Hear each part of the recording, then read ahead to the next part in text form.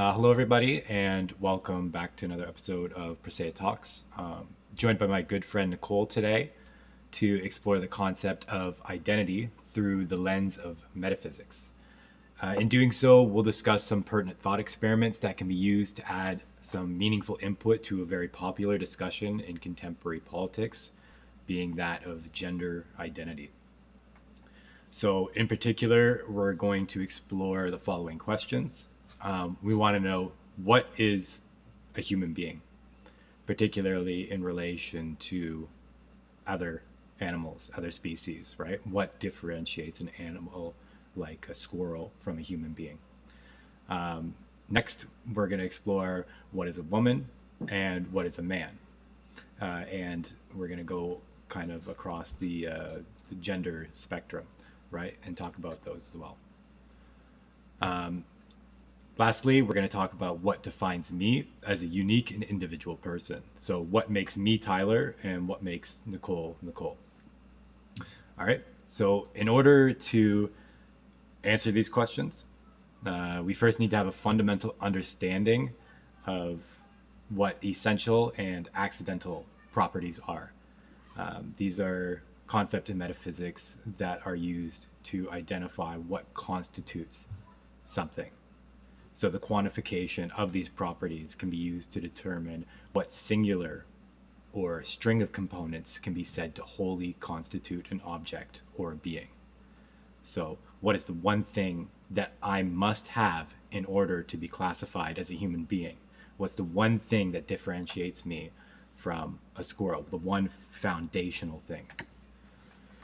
All right, so what is an essential property of an object? Remember, we have essential properties, accidental properties, two key pieces of information. Well, in order to have a essential property, we need to satisfy two notions in order to make this determination.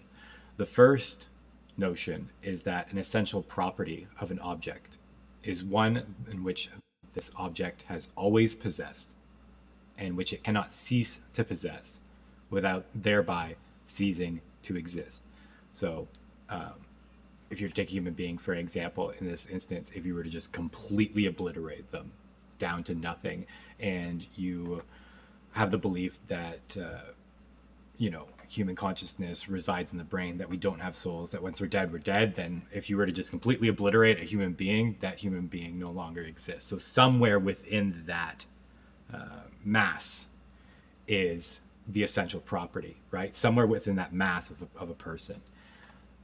The second notion is that it must possess this property at all times and in every possible world in which it could conceivably exist. Conversely, an accidental property is defined as a property which an object or being can possess, but which it could have failed to possess in other possible worlds in which it could have existed. So I know we talked about this like in person previously, but is there any part of that you want me to go over again between the two? Or do you kind of have like No, a decent... I get the gist of it. Okay. So just to kind of better illustrate this issue to anybody watching then, because I know these are kind of complex concepts to dive into. I'm going to kind of illustrate this idea that makes it a bit easier. So for this, I'd like you to consider the adoption of a dog, right? I'd like you to imagine for a moment that we have two conceivable yet completely distinct realities. In reality A, we have a dog named Molly, who's a golden retriever that's adopted by a young couple that lives in California. And in reality B, we have Molly, who was adopted by a single mother living in Ontario. The temporal part, namely the location of Molly, post-adoption is what we would consider an accidental property, because it's conceivable that Molly may have been adopted by any number of families in any number of locations in the world in any number of conceivable realities. This is pretty easy to consider, right? Like you go to, a breeder, for example. For anyone that's ever owned a dog and bought through a breeder, you go to a breeder, you have a bunch of fucking puppies. They all look the same, for the most part, depending on the breed, I suppose. But for the most part, like, they look really similar. You know, it's conceivable that, you might not have picked your beloved dog Molly, and that you would have actually, got Bear instead. You know what I mean? It's That's Yes. easy to imagine, right? That's easy to Yeah. imagine. That's something that we would consider an accidental property. Therefore, the temporal part of Molly, also known as the dog's location and adopted family, temporal meaning existing at a period of time, right? It's a period of time and space. So the dog's location, adopted by a particular family at a particular time. That is not an essential property of the dog's identity, right? Hmm. Rather, this is what we would identify as accidental property. So what we want to know, right, when we're trying to identify what constitutes something, we want to know the essential property. We're not concerned with the accidental properties. So that's just kind of a little bit of an introduction into a really big theme, criteria that we're going to be using to make these distinctions. And what we're going to do to kind of get started today, we're doing 4 thought experiments. The first of which is known as the ship of Theseus. So, for the first thought experiment, we're going to delve into this, and it reads as follows. In ancient Greece, a hero by the name of Theseus owned a ship. Every time that Theseus returned from a voyage, parts of the ship were replaced with newer parts due to rot from the natural elements. These voyages went on for some years until, eventually, the ship consisted of entirely new parts. The question then becomes, at which point does the ship of Theseus cease to be the original ship from the hero's first voyage? So one suggestion is that it comes down to the perspective of an observer of an object. Now, this idea is going to come up later, when we start talking about gender identity, the transgender movement, and things like that. So, in particular, as it relates to the ship of Theseus, if something doesn't change in a noticeable way based on your relationship to it, then it can be considered, at least by you, to be the original object. If it changes significantly based on your perception, then it can be considered different. This would make sense then, because we can imagine the implications of even just getting an oil change for your car, right? After all, your car has technically changed from its original state. However, would you not consider it the original car? It just has a different oil change, right? So, Hmm. what are your thoughts on this? Oh, So my thoughts on it, like, are as soon as you change one blank, I mean, it ceases to be the original. right. Um, I think that, like, if you look at it kind of in terms of things that are antique, and you found an antique like Jack in the Box that was painted, they would say, "Oh yes, it's original, except for the paint." Mm, Right? So I feel like once there has been any sort of modification, that is when it ceases to be original. But if you look at it kind of in the perspective of time, it doesn't really exist in a linear fashion. Uh, we just have moments stacked on top of each other. Then in that way, the original would always exist. mm. But back to perception, in my reality, if I'm 200 years into the future, then it would cease to be that original version in my reality. So you think it's an important distinction then, like taking your example, you have this antique toy box, but it doesn't have the original paint. Mm-hmm. So if it doesn't have the original paint, it's considered an alteration of the original, Yeah. you would say. So in that sense, would you also use the same logic to insinuate that a car that has taken an oil change is no longer the original car? It's the original car with new oil. Um, like, see, I've never really looked at my vehicle as making, like, as the oil, like the oil counts as a part of my vehicle. I think it's kind of something just that my vehicle needs. Yeah. Like, if I was to eat an apple, like, and then later I ate a sandwich, like, I'm still Nicole. Do you know what I mean? Yeah. Yeah. But if it was like different paint on my vehicle, I think that would maybe make a change to it being the original vehicle. Okay. So then somewhere in there, then based on your logic, there's something very, I would say, visual about the way Mhm. that you identify whether or not something is the original or not. Definitely, Okay. definitely for me. So I'll go into a kind of a few ideas that people have had over the years because this thought experiment is rather ancient. And there's been a lot of solutions that have been put forth to solve the problem of Theseus's ship. So the first one is that a thing is exclusively the sum of its parts. So in this solution, the ship of Theseus is exclusively the parts out of which it was originally made. This is very similar to what Nicole mentioned, where if you replace even one part, that ship can no longer be considered the original ship. In the original version of this thought experiment, by replacing the planks, the ship thereby slowly dissolves over time. After 40% of the planks have been replaced, we can only speak of 60% of Theseus's ship in the same way that Nicole used an example where we have an antique toy box with its paint replaced. We can only speak to the parts of it that are original, right? This would insinuate that anything below 100% of the original ship is not the original ship. Okay. So the second is that we can reject a persistent identity in the face of change. So each time that a plank is replaced, we end up with a fully new ship, the previous one having been destroyed. The problem with this solution is that it's not really a solution at all. It's kind of just giving up in the face of a seemingly difficult problem.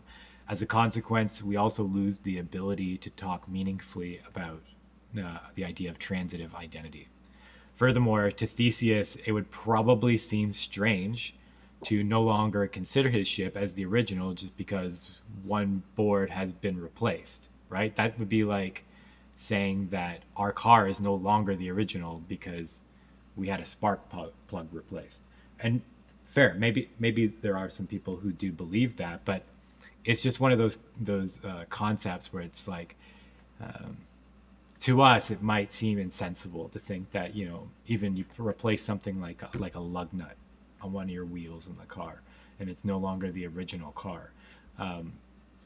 That seems somewhat insensible, at least to me.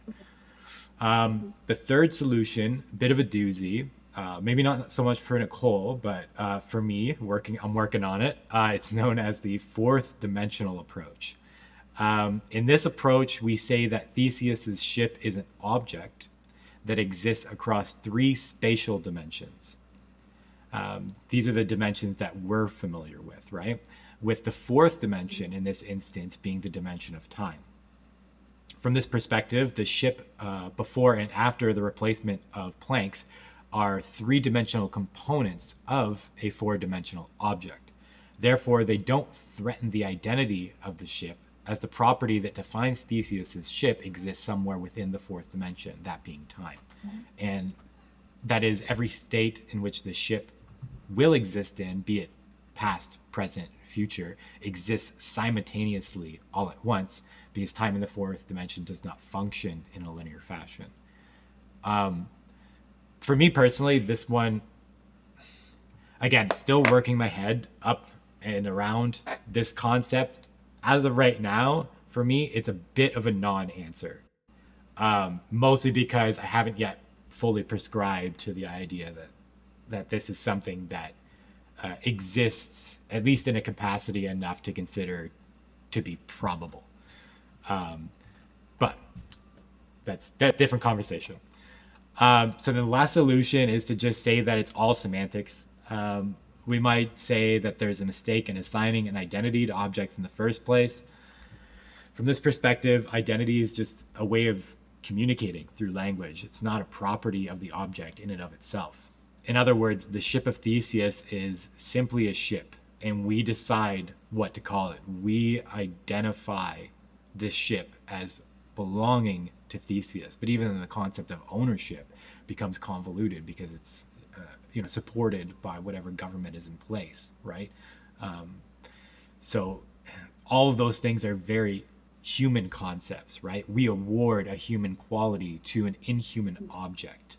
And I think that, this is a very fair argument, most typically in these thought experiments involving identity and metaphysics. I attribute a lot of my logic to semantics because I find the issue of linguistics to be really interesting. So next, I want us to consider that with the ship of Theseus, that we use the parts that were discarded from the original ship to construct an entirely new ship.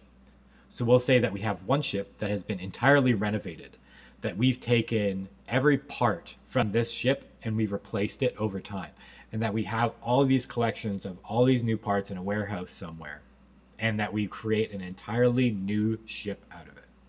So after all the parts have been replaced, we effectively have two completed and relatively identical ships.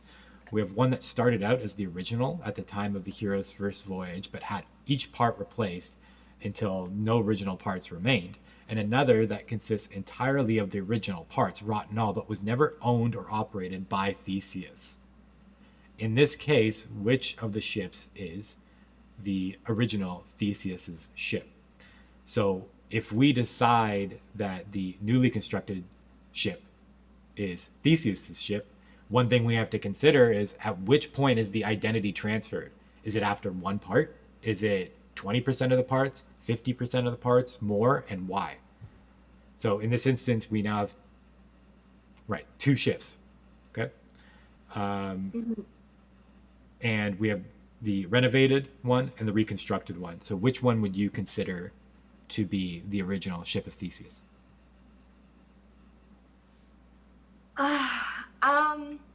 I mean, I feel like once you replace any piece, the ship does cease to be original, especially when you're looking at it from like a historical point of view.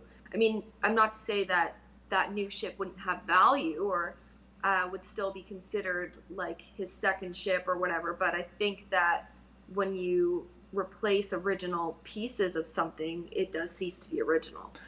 So you would say that that first one is just out of the running from being the original. So the one that was owned and operated by Theseus but had all of its original parts replaced, it's out of the running. It's no longer the original ship.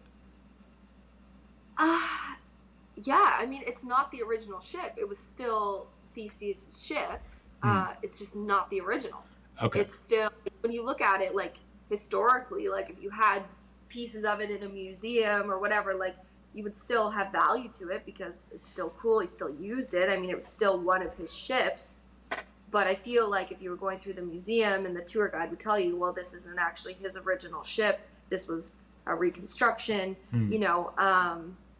it's not original. It's still an original ship, but it's not the original ship, if that makes sense. So would you consider then the new ship that has been reconstructed using all of the original parts? So it's basically just a completely new ship, but it has all of the original parts. But it was never owned and operated by Theseus. It's just all these parts had been sitting in a warehouse for thousands of years. Somebody came across it, reconstructed his ship. Is that Theseus's original ship? Or does his original ship cease to exist? I mean, I would say it ceased to exist. Because if you have all of these pieces that he never ended up using and then someone else reconstructs it, like it wasn't a ship that he used. Okay. Yeah, so it would definitely be cease to exist. Okay, so that probably answers my following question, but just out of curiosity, let's say that we have both of these ships, but we took 50% from the original ship, We took 50% of its parts and we brought it over to this new reconstructed ship, or this completely new ship, and we basically made two ships, and both of them have exactly 50% of the original parts. But ship A was originally owned and operated by Theseus, while ship B was never owned and operated by Theseus. I know you say that neither of them would be considered the original ship. Yeah. However, would you consider one of them to be Theseus's ship over the other? Yeah, I mean, obviously, if he didn't own and operate the other one, it doesn't really matter what materials were used. I mean, if it's his ship, so the one that he used, I think, would be the one that would be considered his ship over either one. Right. So then you have to be careful, though, because if we're talking about historical value, right, you go to a museum. So we're saying that, even if we took these original parts from this ship and reconstructed a new one, that we couldn't call that Theseus's ship because he lost ownership, according to your logic. So if you were to go to a museum then, and you're looking at, a display of this, they wouldn't be able to call that Theseus's ship. They would just be able to call it a ship. You see what I'm saying? So then that's where the issue becomes. So the reconstructed one, like, he has owned and operated both, but he didn't. No. So in this instance, we have two ships, right? Both of them have 50% of the original parts. But ship A, he actually owned and operated, while ship B, he never owned and operated. Okay. So which one would you consider to be Theseus's ship? The one that he owned and operated. Okay. So that, I think it's important to know, because the way that we assign ownership to objects, right? If we're talking about down to the piece, that's helpful in determining how we identify these objects, right? And I think, we could go into this even deeper. We won't, but we could go into this deeper and be like, oh, well, what if, the one owned and operated had only 25% and this one had 75%? Or what if this one had only 1% and this one had 99%? You know what I mean? Well, then it just becomes like, holy fuck, but but it is still interesting, though, because I think that we value the idea of ownership in terms of how we identify the historical value of an object, right? But anyways, we'll move on, and I'm just going to kind of briefly go over, my thoughts on the thought experiment. Personally, I do take the historical value into account when I do this. This isn't necessarily what's the word I'm looking for? Not necessarily like a super concrete opinion that I have, more or less just something that I find interesting. I don't necessarily have a concrete solution to this. However, I agree with the idea that as soon as you replace any part on the object, it's no longer the original, same as you.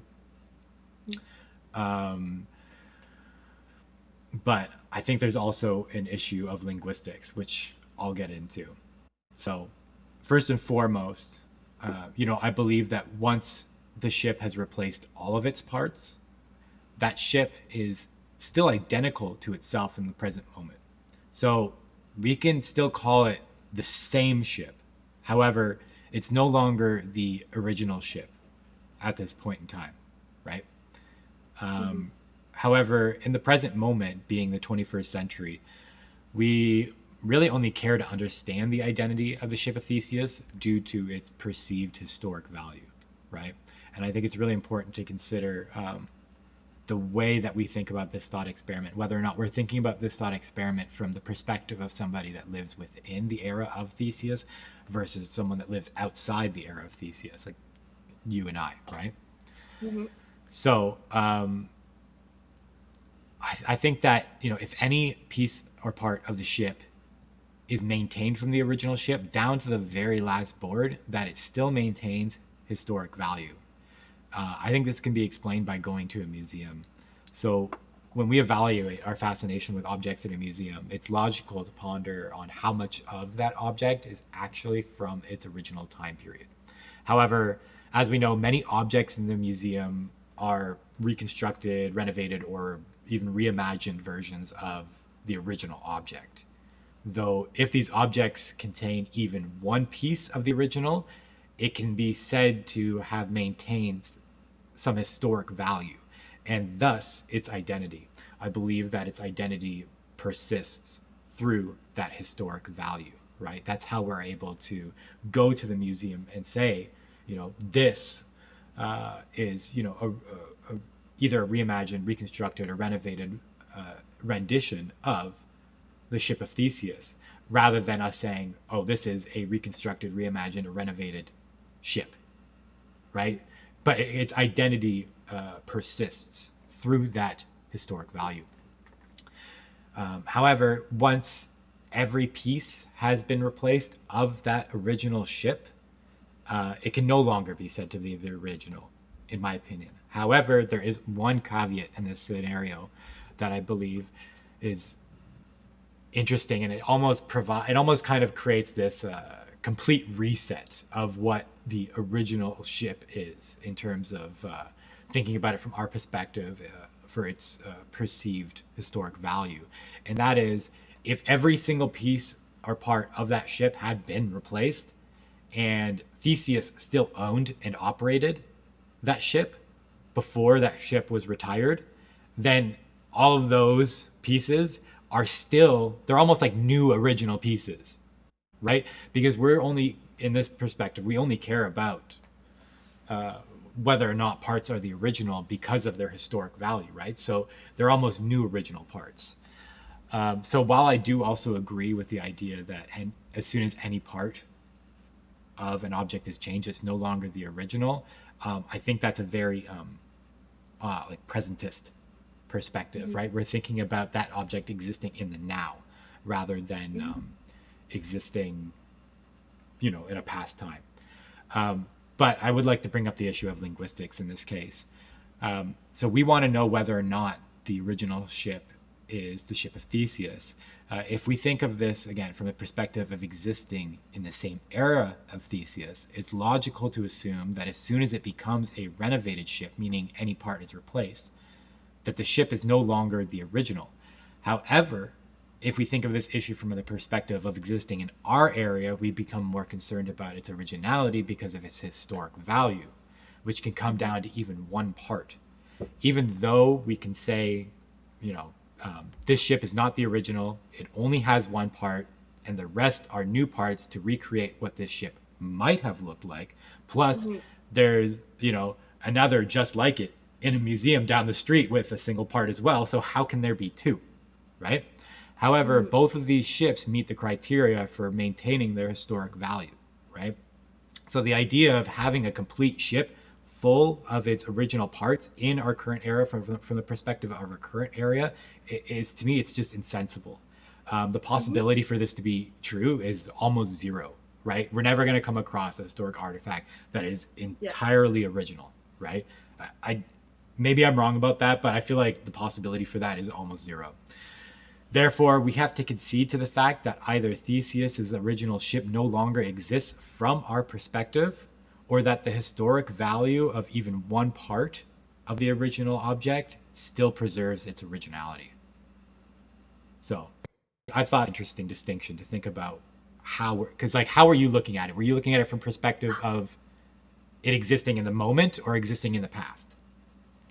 So I think I was looking more like existing in the moment, but I kind of think both perspectives work. Like, I think at the end of the day, like, no matter if it's replaced, even if it's one piece, yes, it does cease to be the original, but there is still historic value on it, and you're still gonna, if you had, like you said, like just one plank in a museum, it would still be amazing to just have that original plank, even though the model around it was reconstructed.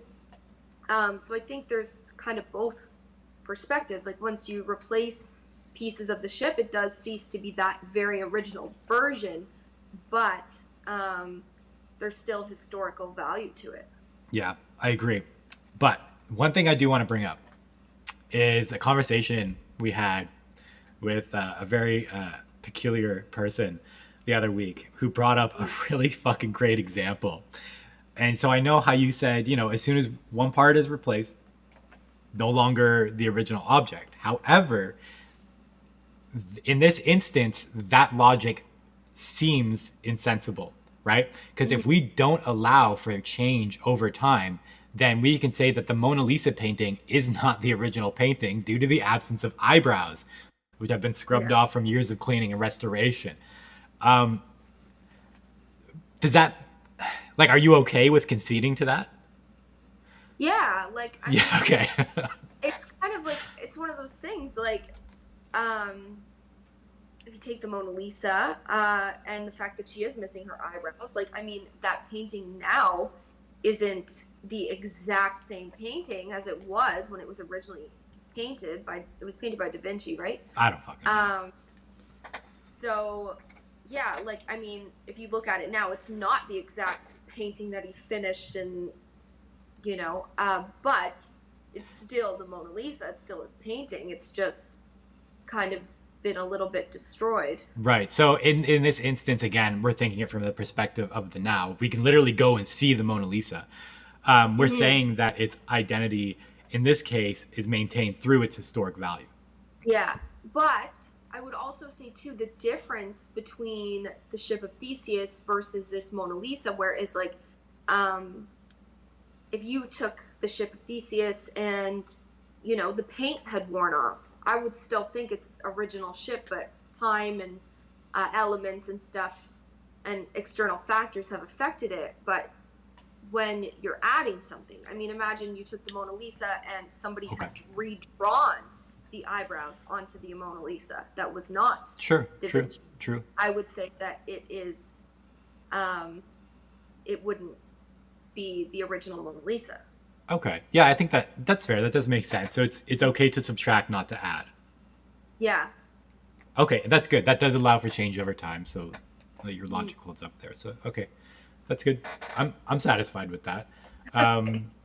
So the next one that we're going to go over is known as the clay and the statue. So this next thought experiment asks us to consider how we categorize objects, particularly objects of aesthetic worth, like the Mona Lisa, whether or not two objects can occupy the same space at the same point in time. So for this one, I'd like you to imagine a sculptor that takes a lump of clay and he fashions this into a statue. It seems as though the sculptor has brought something new into existence, the statue from the lump of clay. But it also seems as though the lump of clay, which existed prior to the sculptor's interference, still exists. So it seems as though where there was formerly one thing, there are now two things. But this doesn't really make much sense. After all, two things can't occupy exactly the same space.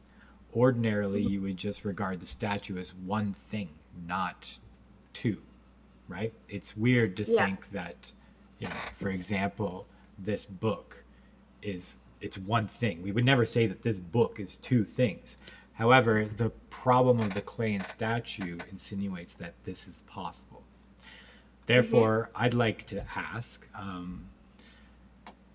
is the statue in fact a lump of clay and a statue at the same time? And if not, how do we differentiate between a lump of clay and a statue, and what gives us the right to award these characteristics to an object?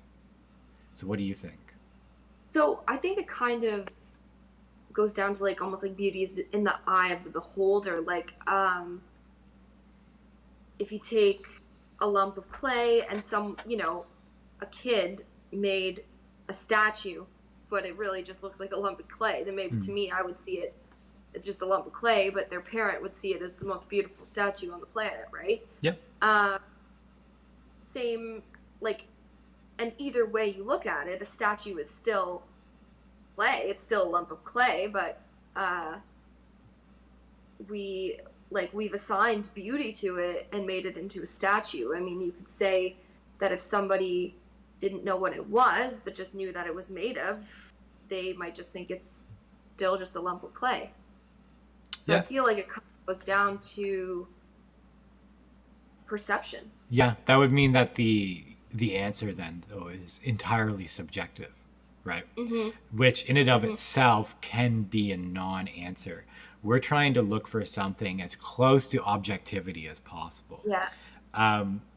So one thing that, one kind of important note that I'd like to point out, you know, there is something that we use in this thought experiment to kind of help us think about this. It's known as Leibniz's law. It basically says that if two objects have different properties simultaneously, they are distinct objects. That much is logical. Book, phone. They have two distinct properties. They're distinct objects, right? And they both exist simultaneously. After all, we wouldn't consider, for example, two apples that are seemingly identical in every single way, minus the fact that one has a bite taken out of it, to be the same object, would we? In the same way that we have two books, right? But they have different contents, right? But relatively same size. They look very similar. But we can understand that these are two distinct objects. Mm-hmm. However, if those two distinct objects occupied the exact same time and space, but still maintain the fact that they had different contents, that's the issue we have here, right? Yeah. That's the issue that we're looking at. So in this instance, though, according to Leibniz's law, two objects are actually occupying the same space with different properties. We have the lump of clay and the statue. That should not be possible. So I'm going to go over a few solutions that have been proposed in the past. First, we can deny the existence of the statue, the lump of clay, or both.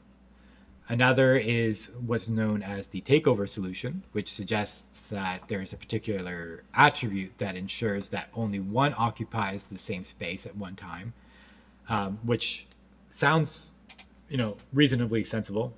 However, in this instance, we would have to identify that property that differentiates a lump of clay from a statue. Now, I think that you've done that. So I think that you have the takeover solution, which I think is a very common solution.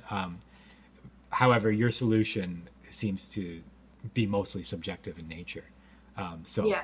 We're going to go over this a bit more, try to get something as close to objectivity as possible.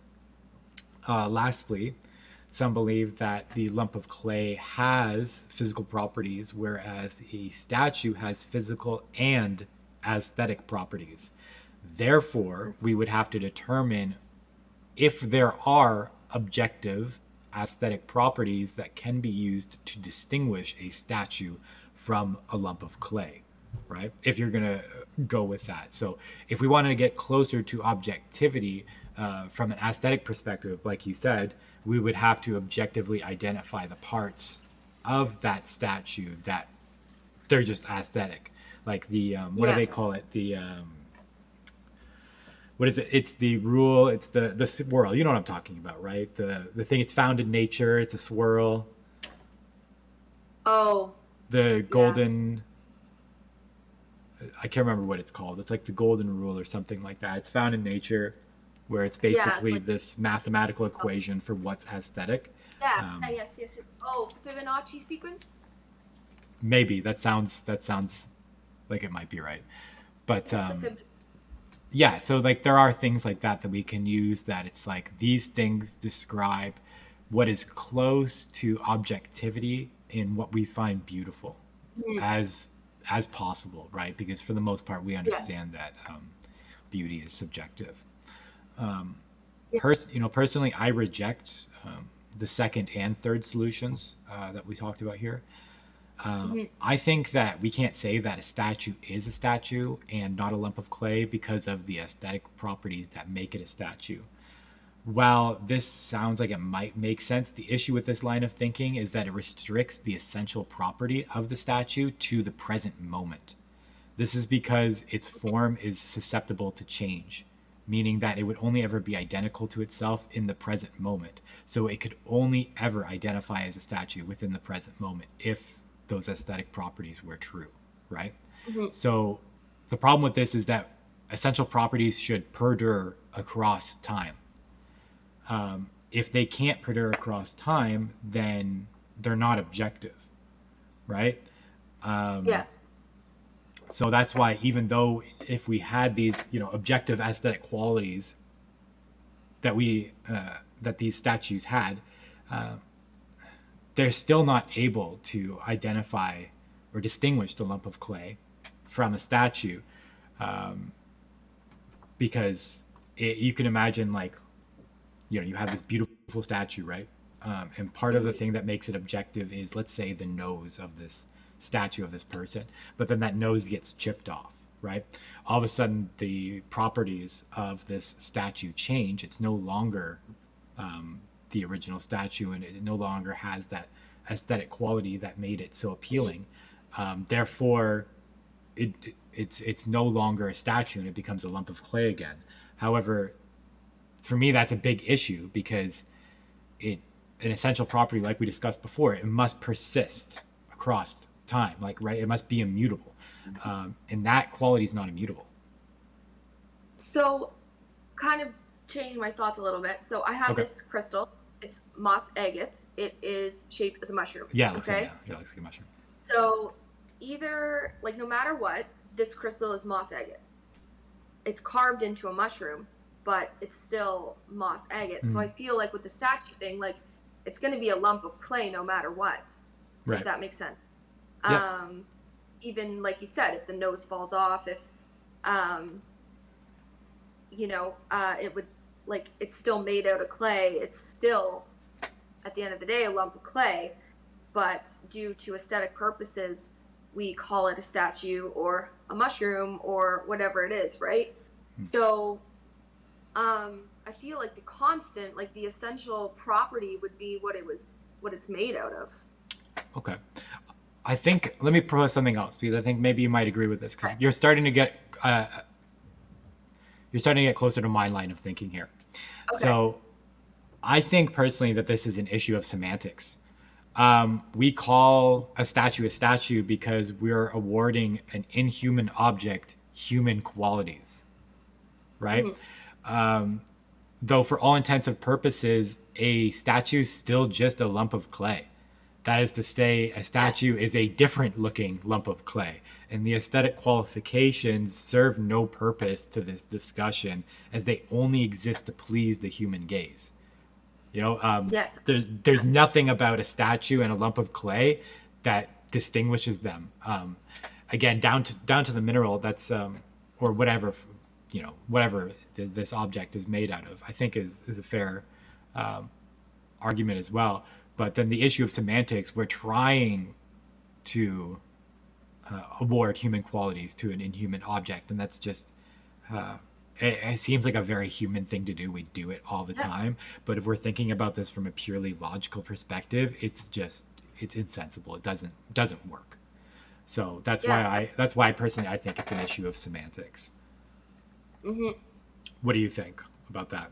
No, I agree. Like, it's just, that's why I kind of said it's like subjective, and if I bring it back to, like, a parent's kid makes a statue, to me it's a lump of clay. Sorry. Sorry, your kid fucking sucks at art. Exactly. To them, it's like, wow, beautiful. Yeah, put it on top of the fridge. Yeah. And to me, like, I don't want that on display in my house, but good for you. Yeah, you do you. Yeah. Yeah, you do you. But, like, so at the end of the day, I mean, it's still clay, and you, like, even if I had a statue in my home that I really liked, like, it's art. Like, art is subjective. But at the end of it, it's still clay. And same with my crystals. Like, I have lots of crystals that are carved into, like, this one is carved like a statue of a woman, but it's obsidian. Right. So, which is a volcanic glass. So, right. So you would just say it's still obsidian. It's just a different looking obsidian than you would typically find in nature. Exactly. But the fact that we would call it a human's body is us awarding very much human qualities to an inhuman object, right? That's And so I think it does. It comes down to an issue of semantics. I agree. Ultimately. All right, so close that one out pretty Okay. well. The next one we're going to go through, this one is integral in being able to identify a human being, what makes a human being, right? This Mm-hmm. one's known as the paradox of 1,001 cats. So now that we have an understanding of how to identify essential and accidental properties, let's talk about this thought experiment. This one is a doozy. Depending on your perspective of life, it's going to change a lot. If you're somebody who believes that there's life after death, or that there's some part of human beings that exists beyond our physical body, your answer is going to be vastly different than somebody Mm-hmm. who believes that once we're dead, we're dead. There's no soul, there's no afterlife, there's no nothing, right? So, in this thought experiment, we're going to talk about a cat named Tibbles. And the thought experiment reads as follows. Suppose Tibbles, an otherwise normal and healthy cat, sheds exactly 1,000 strands of hair. The question is, can Tibbles be said to exist simultaneously in 1,001 states? Our gut reaction is probably no, because that sounds stupid.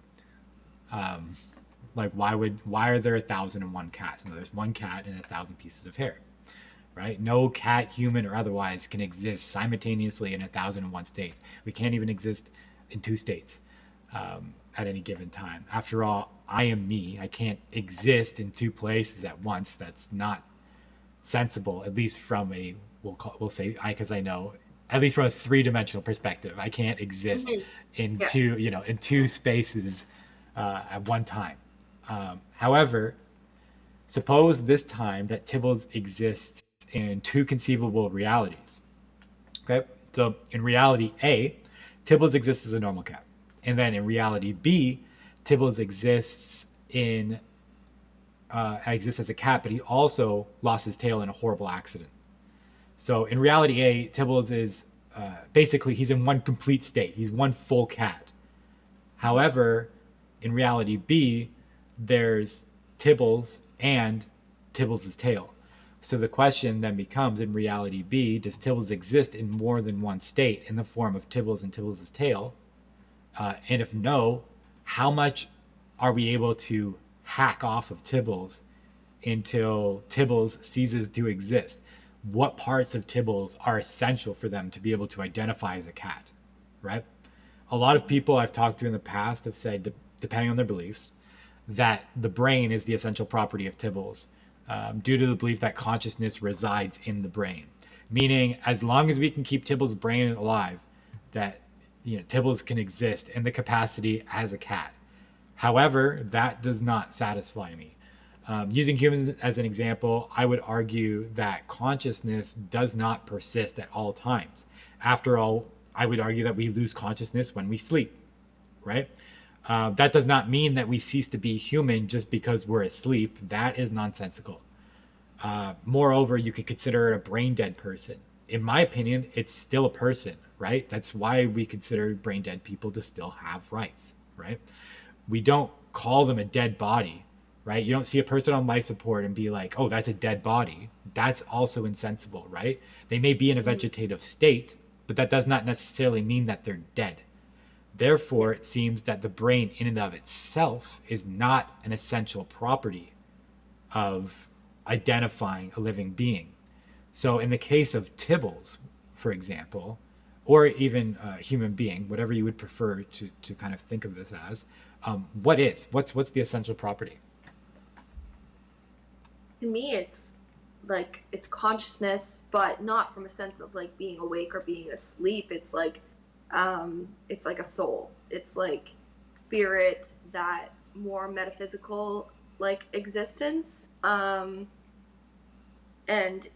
there's a lot of stories about people having out of body experiences, on operating tables or near death experiences, and they see their body and they're not in it. Right. And they're above it, right? So again, this is a spiritual level. A lot of people might not even agree that that exists, but that's my opinion. I think that like our consciousness, like our spirit, that kind of essence is what makes me, exist. Would you say that And that exists within the physical form, or do you think that what you're talking about, do you think that, we'll call it a soul, for example, do you think that exists outside of the human form? So it's like once we die, it still perdures. yes, yeah, exactly. I don't think, I mean, what is physical form anyways? Like we're just frequencies and, energy.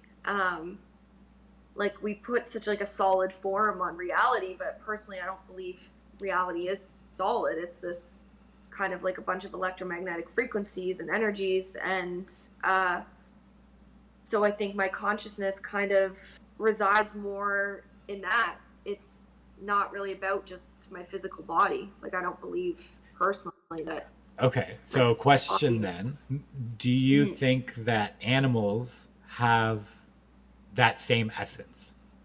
I think everything does. Okay. Okay. Hmm. So in this instance, then, what would you say? You would say the essential property of Tibbles is. It's the consciousness. It's like as soon as like that like awareness of itself ceases to exist in that body, I think that's when Tibbles is no Okay. longer there. Okay. I think our answers are along the same lines, Mm. but I have a more, I would say, less spiritual perspective. Mhm. I believe that there is this abstract notion of life that constitutes the identity of Tibbles the cat. So this can be explained by closely examining how we refer to objects that are absent of life. When Tibble loses his tail in an accident, we don't, refer to that tail as Tibbles, but Tibbles' tail, right? Mhm. Similarly, if Tibbles the cat was in an accident and died, we would refer to Tibbles as a dead cat, right? We wouldn't say it's a cat, right? We would say dead Mhm. cat. So this distinction between cat and dead cat is important because one assumes the existence of life while the other does not. When the cat dies, it loses its ability to objectively identify as a cat, as the appropriate way to refer to it is now a dead cat, right? So there's Mhm. something in there in the way that we refer to things living and alive that constitutes its identity, right? At least that's my Mhm. line of thinking. Yeah. So if you were to separate Tibbles' body from his brain, and theoretically, let's say you're able to like preserve both independent from each other, one thing I find is interesting is think about like which would you consider Tibbles? Because obviously with you, well, actually maybe not obviously. Out of curiosity, we'll do this out of curiosity. Let's say you have a body, you have Tibbles' body, you have Tibbles' brain. Mhm. Which do you consider to be Tibbles? Or would you So just say that Tibbles is neither I don't. or I could say both? maybe both. Like I don't think that the like I look at the brain. I don't think the brain is our consciousness. I think that our consciousness is higher than that. I think it's a tool, but I also look as like we kind of have like a different brain in the heart as well as the gut. So, like I feel um, like I feel like it could reside in both. But wouldn't The body. but wouldn't you consider it to be a little bit insensible to say that a person can exist? We'll say a person's essence can exist in two places or occupy two entities or masses at one time in the form of a brain and a body, right? Because if you think of Mm, an essence as one thing, how can it yeah. occupy two spaces in two separate forms? Well, it's because you're looking at like I also don't believe in separation, right? So I look at it, we're just energy, and energy is connected, it's all moving, it's all in flow, it's all a part of each other. So even though in this physical reality you may view the brain on in this location and the body in this location and see that there's like a direct separation between the two. I think on an energetic level, I don't really believe in that separation. Okay. All right. Fair If enough. that makes sense. Yeah. I think personally, it's neither. I think if you make that separation, Mhm. Tibble sees it to exist mostly because this abstract notion of life, this complex interaction between organs, the brain is part of that. It's part of that process. It's necessary, right? I don't know Yeah. what you like. I won't go through every organ that's necessary in the human body to make sure that we're still, alive. But that complex interaction between organs that allows us to sustain the notion of life is what I believe is essential to identify as something. So if we Yeah. take the brain out of the equation, which is part of that necessary process, then Mhm. Tibble ceases to exist. So I kind of like I get that point of view too. I mean, like I don't view that I view consciousness exists outside the body. More that like the body is like in my consciousness, not that my consciousness is in my body, if that makes sense. Yeah. Um, so yeah, like I don't really think he is like I wouldn't think that if my brain was in one location and my body was in the other that I would be living a reality in both places. Personally, I don't think I would be in either as well. Mm. But I mean, I I don't. If you're saying that like I am alive in both situations and like I'm aware, like I think you could if you were like aware in both. I think that's possible too. But personally, I think if it was like me, I don't think I would be hanging around to just live in a brain in a jar somewhere. Fair enough. Fair enough. Okay. Out of curiosity, then, to take it a step further, consider that a human being. We'll say you in this instance. Let's say you get a brain transplant. All right. Mhm. So is Nicole still Nicole, or has somebody else taken on the identity? Hmm. I think I heard a story a long time ago about people having like a heart transplant or something, and then they've started to like actually have like memories from the person whose heart that they have transplanted. Yeah. Like, just a story. I don't claim it's true or anything. Um, but so I feel like energy would like kind of leave an imprint. So I feel like if I was to get someone else's brain, I think I would still exist and I would still be consciousness, but maybe aspects of their consciousness would kind of be involved as well. So you would say both. Yeah. I think, yeah. I think that's like with your line of thinking, that's the one thing you have to concede to is because you're Yeah. saying that if this idea of consciousness doesn't necessarily exist exclusively in the brain, that if you Mhm. take the brain out of the body, that consciousness still resides. Consciousness, by your definition, still resides within that body. You put another Mhm. brain in where it has these imprints or influences from another person's consciousness. You're still you, but you have these influences of another person. Yes. Yeah. Okay. All right. Yeah, That's I it. think That's interesting sorry. because that kind of goes into how we identify identity, Mhm. right? Which we'll get to in a moment. I will go through the last thought experiment, which is mostly just fun. Yeah. This one, there won't be too much discussion to have about it. I just think it's interesting. It takes concepts that we've been discussing for the past hour, and it applies them in a manner that would not only be hilarious if it was true, but also really fucking effective. So this thought experiment is known as the debtor's paradox, and it reads as follows. So it's a tale of a poor but resourceful debtor. Imagine a name named Tom. Tom is a conniving man who's accrued a large amount of debt because of his gambling addiction, and as a result, he takes out a loan. When approached for payment, Tom responds to the loan shark with a riddle. If you add a pebble to a collection of pebbles, you no longer have the same number. If you add a length to a cubit, you no longer have the same measurement. In the same way, if you add a bit of matter to an existing portion of matter, We talked about this, addition and subtraction, right? We both kind of agreed that when you add things, it affects it from being the original. It becomes a new thing, right?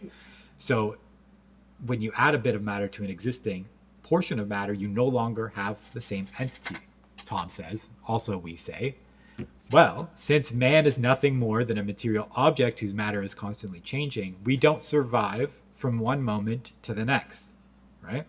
This means that I'm not the same person who incurred the debt, so I can't be held responsible for the payment, Tom says. The exasperated loan shark then strikes Tom in the face, who fires back, protesting this abusive treatment. The loan shark expresses sympathy but tries to point out that he can't be held accountable for the assault. After all, the material change has already taken place, so by Tom's own line of reasoning, the guilty party is no longer present. So there's not too much to think about here, but I think it illustrates the ideas we were talking about nicely. I also think it's funny because we both came to this conclusion, and by our own logic, it's like we have to concede to the idea that it's like,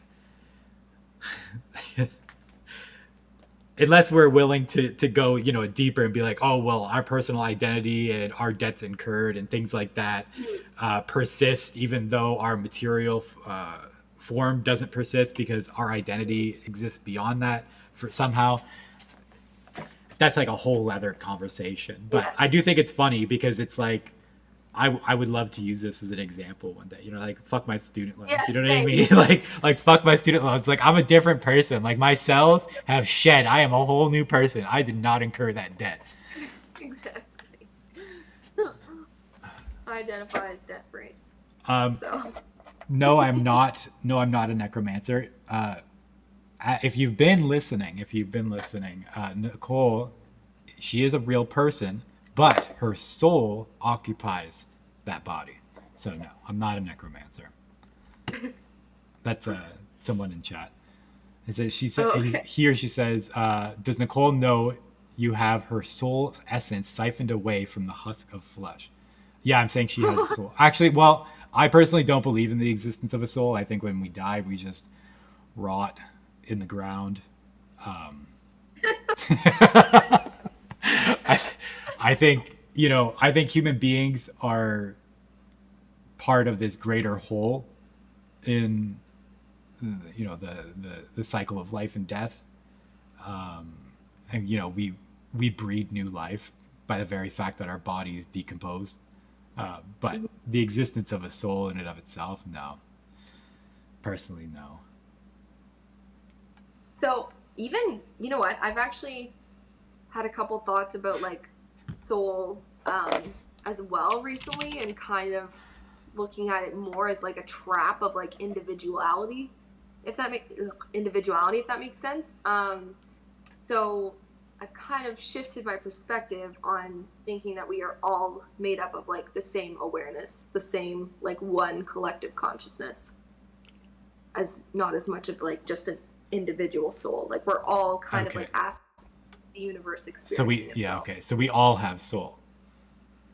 So we're all, I think we're all spirit. I mean, I think we have a soul, but I think it's just almost like another thing to identify as. Like, you know what I mean? If it's almost like another matrix trap of like, my soul did this and my soul did that, but I think above all that, there's just the collective and the awareness and the one consciousness.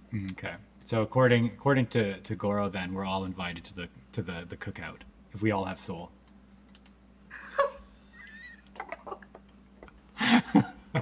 All right. So we've talked about enough here that I think we have a general idea of how we can start answering some of these more spicy questions. We've seen it talked about all over the media, especially in the last 5 years. For whatever reason, it seems like people don't want to have discourse about identity politics because people just fucking hate each other when they have differing opinions. People don't want to try to understand each other. It's really frustrating. Like you and I, we share, videos and TikToks, shit like that with each other all the time. people attempting to have these kind of conversations in society, and they never play out well. And I don't like it's. I get it in certain instances, I do, but it's weird because it's almost like people perceive that when you're trying to have these conversations that you're coming from a confrontational position, like you're seeking to hurt these people, to take their rights away, which is just not true. At least from my perspective. Maybe it is from certain people's perspectives. Maybe that is their goal. Personally, I don't agree with that, but I think like do whatever the hell you want to do. Like it's your life. Do whatever the fuck you want, but don't try and force it on me. Fair enough. Do you know what I mean? Yeah. And don't try to force it on others and children and society. Like, I think the children point is the most important. So I think with what we've talked about, I think we can kind of have a pretty good idea to have what can be as close to an objective answer for these questions as possible. Yeah. So for the first one, we'll go through question. Really hot topic right now. What is a woman? I'll let you go first. We're talking about, we'll say in this specific instance, we'll say in terms of sex. We're going to differentiate between sex and gender. So in the terms of sex. What is it? XY for women? XX. XX for women and XY for men, right? Yes. Yeah. Okay. So to me, if we're just talking genetics, sex, it would be XX chromosomes. Yeah, we're talking about Beard Man. Pardon? Yeah, what's his name? Matt Walsh? Is he the guy? Yeah. Matt. Yeah. We're talking about Beard Man. Yeah. No, I agree. Yeah. In terms of sex, I feel like this is pretty objective because if we're looking at again these principles of essential versus accidental properties, right? In terms of what constitutes something, if we're thinking about what constitutes a woman and what constitutes a man, in terms of sex, there is only one answer, one thing that is immutable, and that is, chromosomes. Obviously, there is also a distinction between men and women, which is individuals who are intersex. You've got I don't know, I think you got XO, XXY, XXX, I think, like things like Klinefelter syndrome, things like that. So there is room for a non-binary, an objective non-binary classification of sex beyond man and women. I think that's fair. Yeah. That would be actually fucking hilarious if there was XOXO chromosomes. XOXO. If there was ever an argument for being born gay, that's it. That's it. The XOXO chromosomes. Like, yeah. All right. So I feel like, okay, that's an easy answer, right? I feel like it's really hard to argue against that. If we're talking about like essential properties, if we're talking about constitution, right? Which these are things that we can use. They're forms of logic that we can use to objectively identify things and objects, an identity. So for this one, I think that's closed book right there. But where this becomes more difficult, right? Because now we're going to start talking about a subjective concept, which is gender. Right? Or at least, in my opinion, a subjective concept. I know not everybody agrees with that. So in this instance, then, what is an essential property of a man and a woman in terms of gender? For this, first, we'll have to define gender. If you want to operate under a different definition, let me know. So that way we know we're having, I don't want to have like this like a discussion where we're talking about one particular term and we're both defining it differently. You know what I mean? Because then it's like we're not having the same conversation. So for defining gender, I'll be using the Merriam-Webster definition, which reads as follows. Gender is the behavioral, cultural, or psychological traits that are typically associated with one's sex, right? So in this sense, we see that gender as opposed to sex is very subjective. Using language like typically associated or cultural or even psychological all lead to the conclusion that there is likely no objectivity in what defines a man and woman, at least from the perspective of one's gender. Therefore, in my opinion, I think the essential property of what constitutes a man and a woman are, well, they're subject to cultural differences. But I realize that's kind of a non-answer. It's easy to say that gender is whatever we want it to be.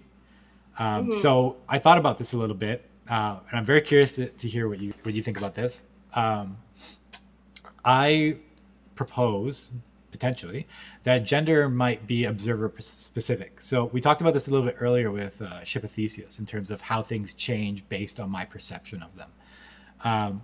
So for example, I could say I see a woman, therefore it is a woman, right? Or I see a man, therefore it is a man. This is based on the logic that we understand what a woman and a man are based on the cultural traits that are associated with these gender roles, right? So to clarify, when I say I see a woman, therefore it is a woman, I'm not saying that the person objectively is a woman, again, in terms of gender, not sex. I'm saying that my subjective impression of this individual is that they are a woman based on how I understand a woman to look and act. So ultimately, the argument for gender against sex is, it's like the argument of subjective versus objective truth. Right? Yeah. So my kind of thoughts on gender, like I view it more as like an energy. You know, we all have masculine energy and we all have feminine energy. Right. You know, we might just have more feminine, more masculine in some people. And you know what? That's okay. Like, sometimes I feel like I act more masculine. Sometimes I feel like I act more feminine. But, like, I went through a little bit of a phase on my spiritual awakening where I was like, I feel like I have both. Like, maybe I do want to identify as they. And that lasted about one day. And I was like, this doesn't make sense. I was gonna say, because like, if you believe in the idea of masculine and feminine energy, then what is your response to people who say that, you know, oh, I'm non-binary? Do you give room for non-binary energy? Like, what does that mean? Like, just kind of like, in my opinion on it, is like, why do we have to be defined so much? Do you know what I mean? Like, we all have masculine and feminine energy, but like at the end of the day, I have a vagina, and like if I want to cut my hair, I can cut my hair. If I want to do other things, I can do other things. But like, I don't need to fight for people to call me a they. Like, I'm a she. Like, I look like a woman. I act like a woman. Yeah, so I have some masculine traits, but like, I'm not gonna like. I don't need to identify by them. Do you know what I mean? Like, I'm both. So, we're all both. So like, but my. What would you say then, though, to people who say that they don't believe they have masculine or feminine energy?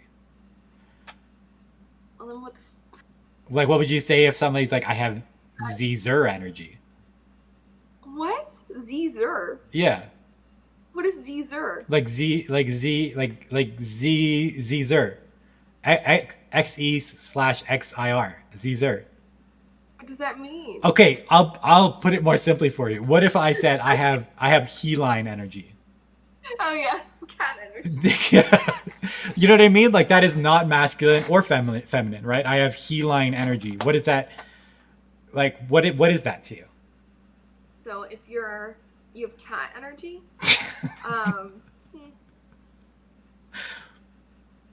well, I would think like there's something wrong with you. Yeah, fair.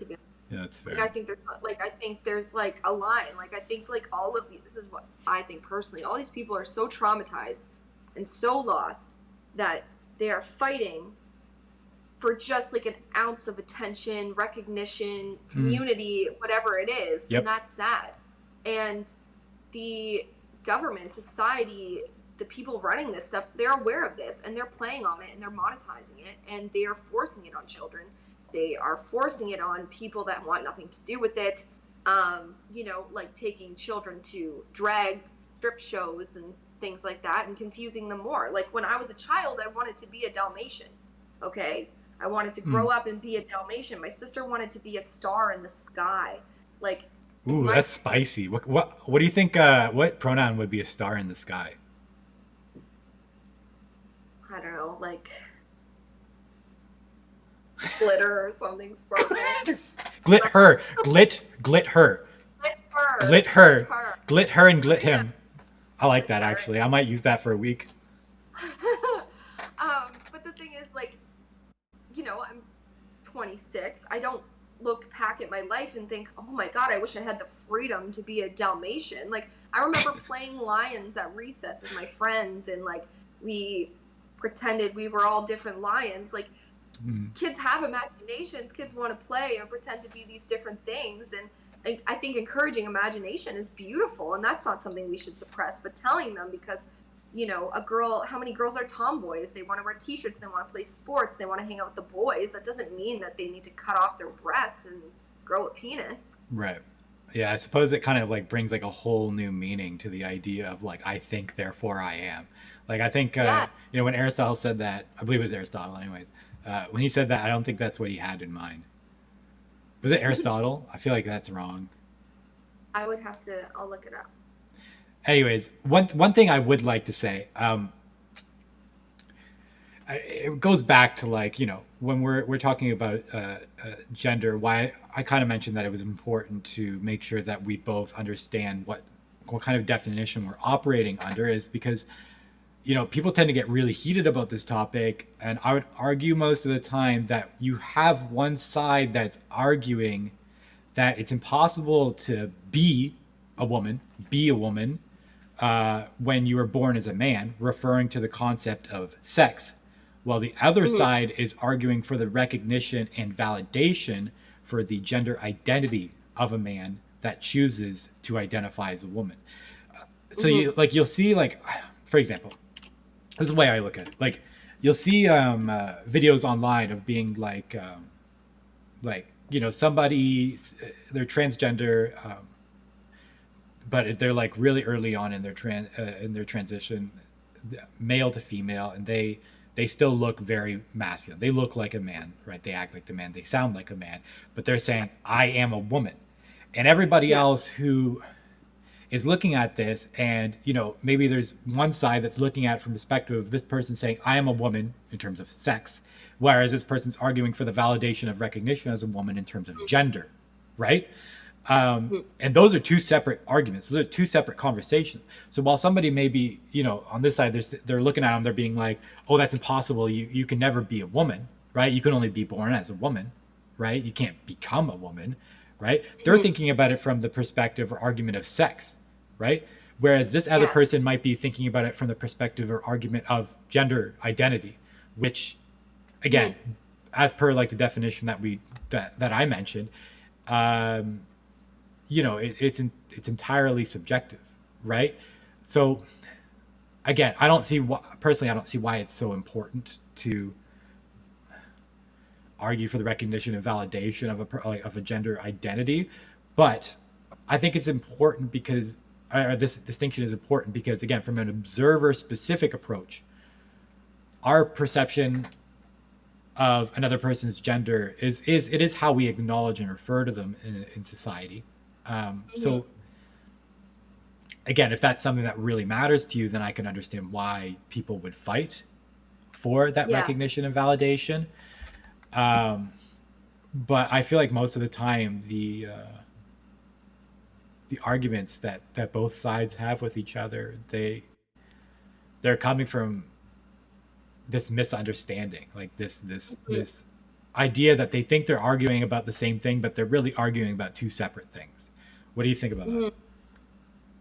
Mm-hmm. I mean, like, yes, I mean, some people, like, if we're talking just sex, I mean, you can take the argument that, yeah, if a transgender person dies in 50 years, if they dug up their body, they would find that person as their true sex, right? Right. They're not going to find them as, like, oh, well, they might identify it as something else, but like it's going to be, no, this is a female skeleton or a male skeleton, right? So those genetic things, I mean, yeah, like you couldn't really change that aspect of it. But, and I didn't know what you're saying. Like there is like a subjective aspect to like men and women and the gender part, but I also think there are like gender roles, like, and I think that there are just natural things that go towards feminine and masculine energy, whereas like women are more like nurturing, intuitive, whereas men are more thinking, doers. Go on a bit of a tangent, but No, there's definitely truth to it as well. Like we see it a lot in evolutionary psychology, right? One thing that we learn in evolutionary psychology is that due to well, I'll call them gender roles because it essentially is what they were back in hunter-gatherer days. I mean, even the fact that we refer to them as hunter-gatherer is enough in and of itself. That's basically like saying, male-female days. yeah. You had men that they went out, they were the hunters, and they would kill, retrieve, cook game. However, you also had women who were gatherers who, over these years learned how to differentiate between a poisonous berry from a non-poisonous berry. And the implications of those ancestral roots is we now have men who have better locational memory, right? It's the reason why women are horrible with giving directions, right? Not all women, obviously, but like on average, like if you had a man and a woman in a car, most of the times you're gonna ask the man to give you the directions, to get him to pull up Google Maps because the woman will most of the time will get you lost. Yeah. There is scientific backing for that line of reasoning, right?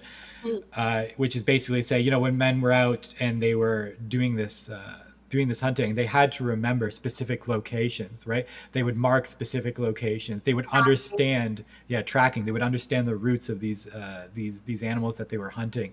That locational memory is ingrained in our DNA, right? As men.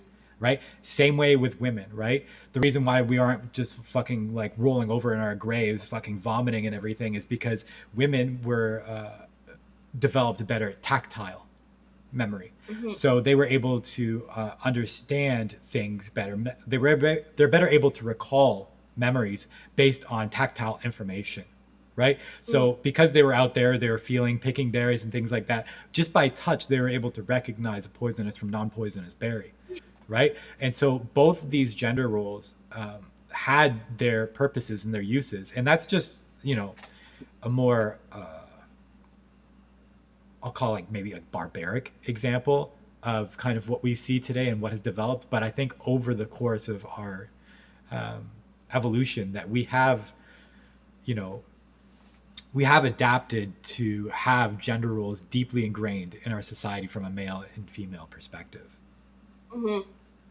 So, Well, and I feel like too another reason why women now are stepping into like a lot more of those like masculine roles is I feel like you can kind of look like I don't want to say that there's like been a bit of like an attack on masculinity for a long time, but I feel like men have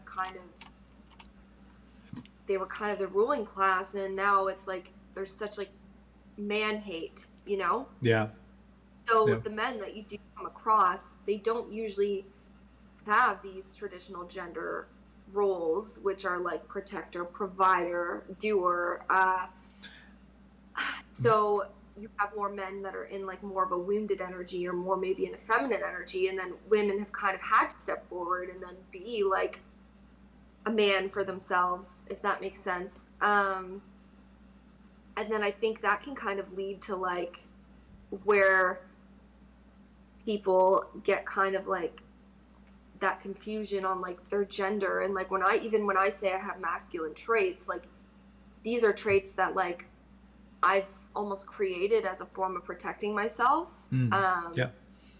Do you know what I mean? Yeah. They're not traits I want. Like, you know, I would rather a man having them. Right. Yeah. Like Like that's, if you associate, masculine energy with the kind of the yeah, protector, the provider, but you have to protect yeah, and provide for yourself, then it makes sense that you would adopt those qualities within yourself. I also think exactly. that my friend Kaz brings up a good point. He says that, he agrees that gender roles exist because 99% of human life is not experienced advanced society today. And if I'm understanding him right, I'm thinking that like almost like he's saying that like again, correct me if I'm wrong here, Kaz, but that gender roles aren't necessarily as applicable today as they were maybe a long time ago, for the simple fact that we do have all these privileges and opportunities, and for the most part, equitable treatment in life. I won't say in all places in the world, but I would say equitable treatment in the regards to opportunities and things like that. I think for the most part, I will say like workplaces and stuff. I've definitely seen more like workplace sexual violence directed towards women than men. In that sense, there's not equitable treatment. However, Hmm. going back to like the gender roles, we don't we don't necessarily need them. We don't need a man to be a protector and a provider, right? Because women can protect and provide for Yeah. themselves, right? We don't need women to be nurturers and caregivers because men can be nurturers and caregivers. So it's like almost like those kind of ancestral or primitive qualities about gender roles. They are not necessarily applicable anymore, but it does kind of almost go against our evolutionary roots. Well, so, and that's kind of where I think, like, I feel like, yeah, like you don't need that today. But to be honest, I feel like a more functioning, like if you wanted like a more functioning family or a more functioning relationship, because even if you look at like my view, right? So we've all have the feminine and masculine energy. That's what makes us like a whole soul. But if I had a partner, um, you know, we can't like, I mean, you kind of can, but like you kind of need to balance each other out, right? Like the Right. yin, the yang sort of energy. So, um, personally, I would like a man that would be more protective and providing, so I wouldn't feel the need to be that for myself, if that makes sense. Not that I Yeah. wouldn't be, That yeah, and just I think that's fair because it's like if that's what you're looking for in a relationship, right? If that's what you desire, those are the traits that you find attractive, then there's nothing wrong with that, right? no. And I think like, but I think most relationships you do usually have a feminine and a masculine energy. Like I've dated guys before Fair. that Yeah. I've been more of the masculine energy and they've kind of been more of the feminine energy. Like, and I've seen that in my friends' relationships. Like, I think that either way, these kind of roles or energies, they do exist, but, like, doesn't really, I wouldn't say it doesn't matter which body takes them, but, I think like in any relationship, like you're gonna have somebody fulfilling those roles. Hmm. Do My you know what friend, I mean? yeah, my friend also brought up a good point in terms of kind of looking at like how gender roles have developed and where they're kind of at right now. He says that because we have, for the most part, I would say, particularly in Western society, depending on who you ask, I guess, we have access to healthy, non-violent lifestyles, and that Hmm. these lifestyles now develop new societal norms, right? So they develop different ways to think about gender. So again, because life is not as violent as it may have been, 500 years ago, the concept of masculine energy is, well, very dwindled, right? And I think it could be a reason why we see a lot of less masculine men. You know what I mean? It's almost like the urgency of masculine energy breeds its existence, right? And because we live in such an era of relative peace, we don't have a need for it. what I feel, I see. I don't think we do. I think we do have a need for it. Like I look at my dad, or I look at a couple of men that I know that I would view as like divine masculine energy. It's like they're the kind of guys that it's like you go out, they're gonna pay for your meal. They're like they care about taking care of their family. Like it's very like protect and take care. Yeah. And it mean like against wild animals or whatever, but it's just like whatever life brings. And a lot of men today, they don't have that same need like with a woman, like, or a family. Like there's more of like a selfishness or like a laziness. Like I've dated guys that are not in that energy at all, and they just want to like, I don't know, it's like they want one person to be everything. They want you to be the provider, the protector, the nurturer, caretaker, like, you know what I mean? And I think that's happened for a lot of men because we've kind of created this society where masculine men are, you know, like it's toxic, it's this, it's that, it's and now you have a lot of more like wounded type men, and then more masculine strong women, which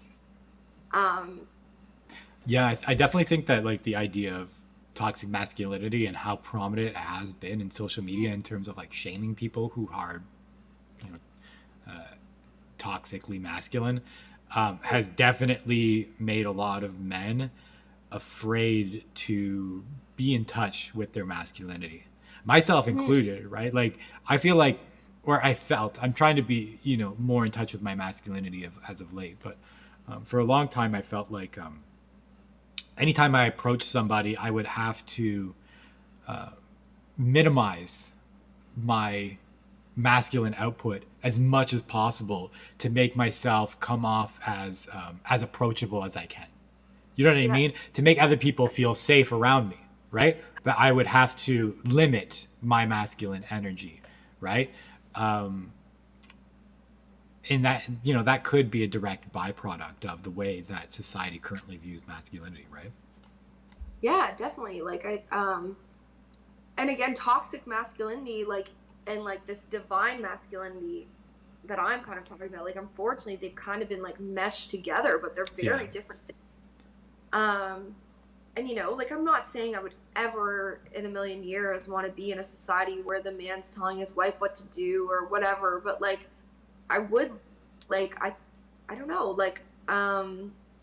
like these kind of harder masculine traits of myself. It's not that they're traits that I don't like having, but I feel like it's like they're not natural feminine states. Like I feel like as women we are supposed to be more soft and loving, and that doesn't mean we take shit, that doesn't mean we're pushovers, like, but we are supposed to be kind of that like more soft caring energy. But because of society nowadays and toxic masculinity, like women have had to step out of that role and become Right. manly energy themselves. But then again, you just get into these relationships where you're kind of the woman and the man, and you're just taking care of the child. You can't a fucking freeloader. Yeah, it's Someone's like, just along for the ride. mhm. All right, so just to kind of wrap back around to the original topic in terms of looking at like the essential property of a man and woman in terms of gender. Yeah, One little spicy take that I have, again, this comes from the observer specific approach, right? You're yeah, not a woman because you say you're a woman. Okay? mhm. If this was true and that was enough for you, you wouldn't need the validation of everyone else to recognize you as one. Right? Following this Yeah, logic, you are a woman because other people recognize you as a woman. Now, yeah, if you agree with that statement, I agree with that statement. I think most people would probably agree with that statement.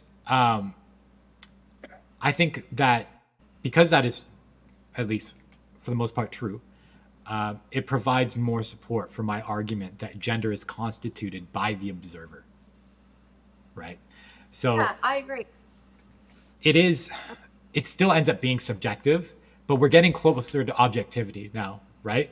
Because if we're Yeah, saying that gender is constituted by the observer and the observer is influenced by culture, then we could start to say that these cultural opinions about gender roles and what a man is and what a woman is that influence the observer are, you know, even though they're still subjective in nature, we're getting close to being able to pinpoint exactly what it is that defines a woman and a man, right? However, the other thing though is those things change from culture to culture, right? Mm-hmm. Gender roles, what a woman is, what a man is. I don't personally. I don't feel like getting into that because we could. I don't know all the gender roles in every fucking culture in the Yeah, world. yeah. I'm only speaking from like a Western perspective, right? Of what I Mm-hmm. understand a woman and a man to be. When I go out into public, how I identify a woman and a man. And I feel like too, like the Western perspective is actually very different than like most. I want to say like most of the world, like more traditional countries. Well, I think Europe has a lot of traditional values. Like especially like Italy has a lot of like traditional values still. Even now, you see like, have you heard about the new government that they're putting in place that like is supposedly extreme right wing fascist group and has all these traditional opinions on what a woman is, what a man is, the nuclear family being every child has a right to have a mother and a father and things like that. Which is like these are like at least from our perspective in Western society, we're like holy fuck, those are extreme opinions. You know what I mean? Um, I don't know how I feel about it all personally, because I think that like two men can raise a child no problem. Um, I think two women can raise a child no problem. I think you know what I mean. Like I don't think it's necessary for a man and a woman. I agree. Like I don't think like I think again it goes down to energy. Like Yeah, um yeah, 100%. y- like you can have two men or two women offer that same, but I do think that children need a masculine and a feminine energetic role model Okay, yeah, growing yeah, up. yeah. That being a man and a woman, but like I'm saying on an energetic point of view, like I do think you would need both of those energies. You know what? That makes more sense to me. Mhm. Because it leaves for the option for two men to raise a child and two women to raise a child, and for that child to come out perfectly, normal, right? Mhm. But again, and I don't know if there's any truth to this, but obviously, like you see all the time where it's like fucking like on TikTok, and you see these women who are very we'll say open with their sexuality, and the running joke is that like they don't have a father figure in their life, which is why they have daddy issues, right? So like the absence of masculine energy results in like great sex, you know what I mean? um, I'm saying necessarily great, but yeah, like we, we all have like we all have daddy or mommy issues or a mix of both, like and I think that does like play a role in our character and like yeah, like a lot of women without a father figure, they do seek out male validation. They hmm, do seek out maybe they are a bit more promiscuous. I'm not saying there's anything wrong with that, but that is a result of trauma. It's not, and I'm not saying they would be a bad person or anything like that, but like they're that that is like a result of trauma. Like you're right. seeking validation through men due to the lack of validation you had in your father. Yeah. So for me, I have mommy issues. So I'm not, like I would say maybe I more seek validation from women and maybe friends and or maybe not necessarily validation, or maybe like I have feel more competitive with Okay. women due to like um due to like I don't know, my mommy issues, right? Like so we all have kind of um a way that we probably interact with certain genders based on the way that our parents raised us. Yeah.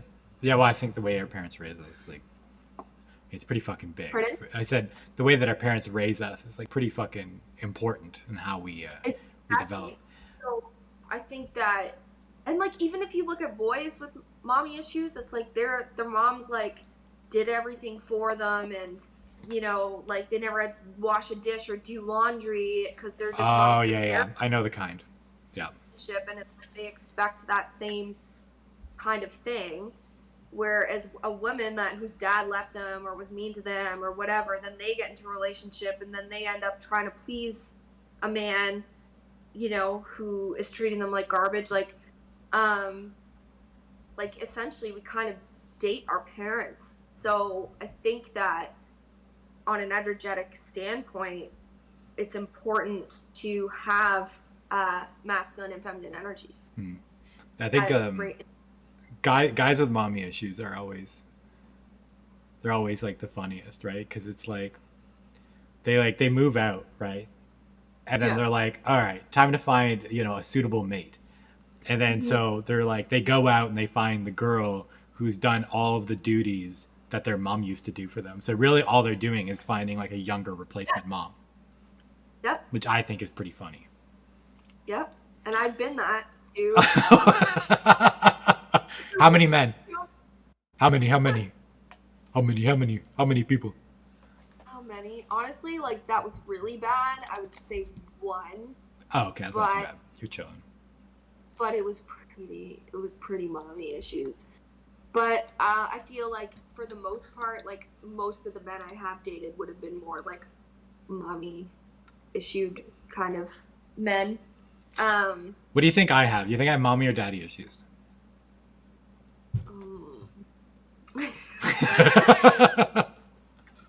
I think yours might be deeper than that. Okay, all right. Let's move on.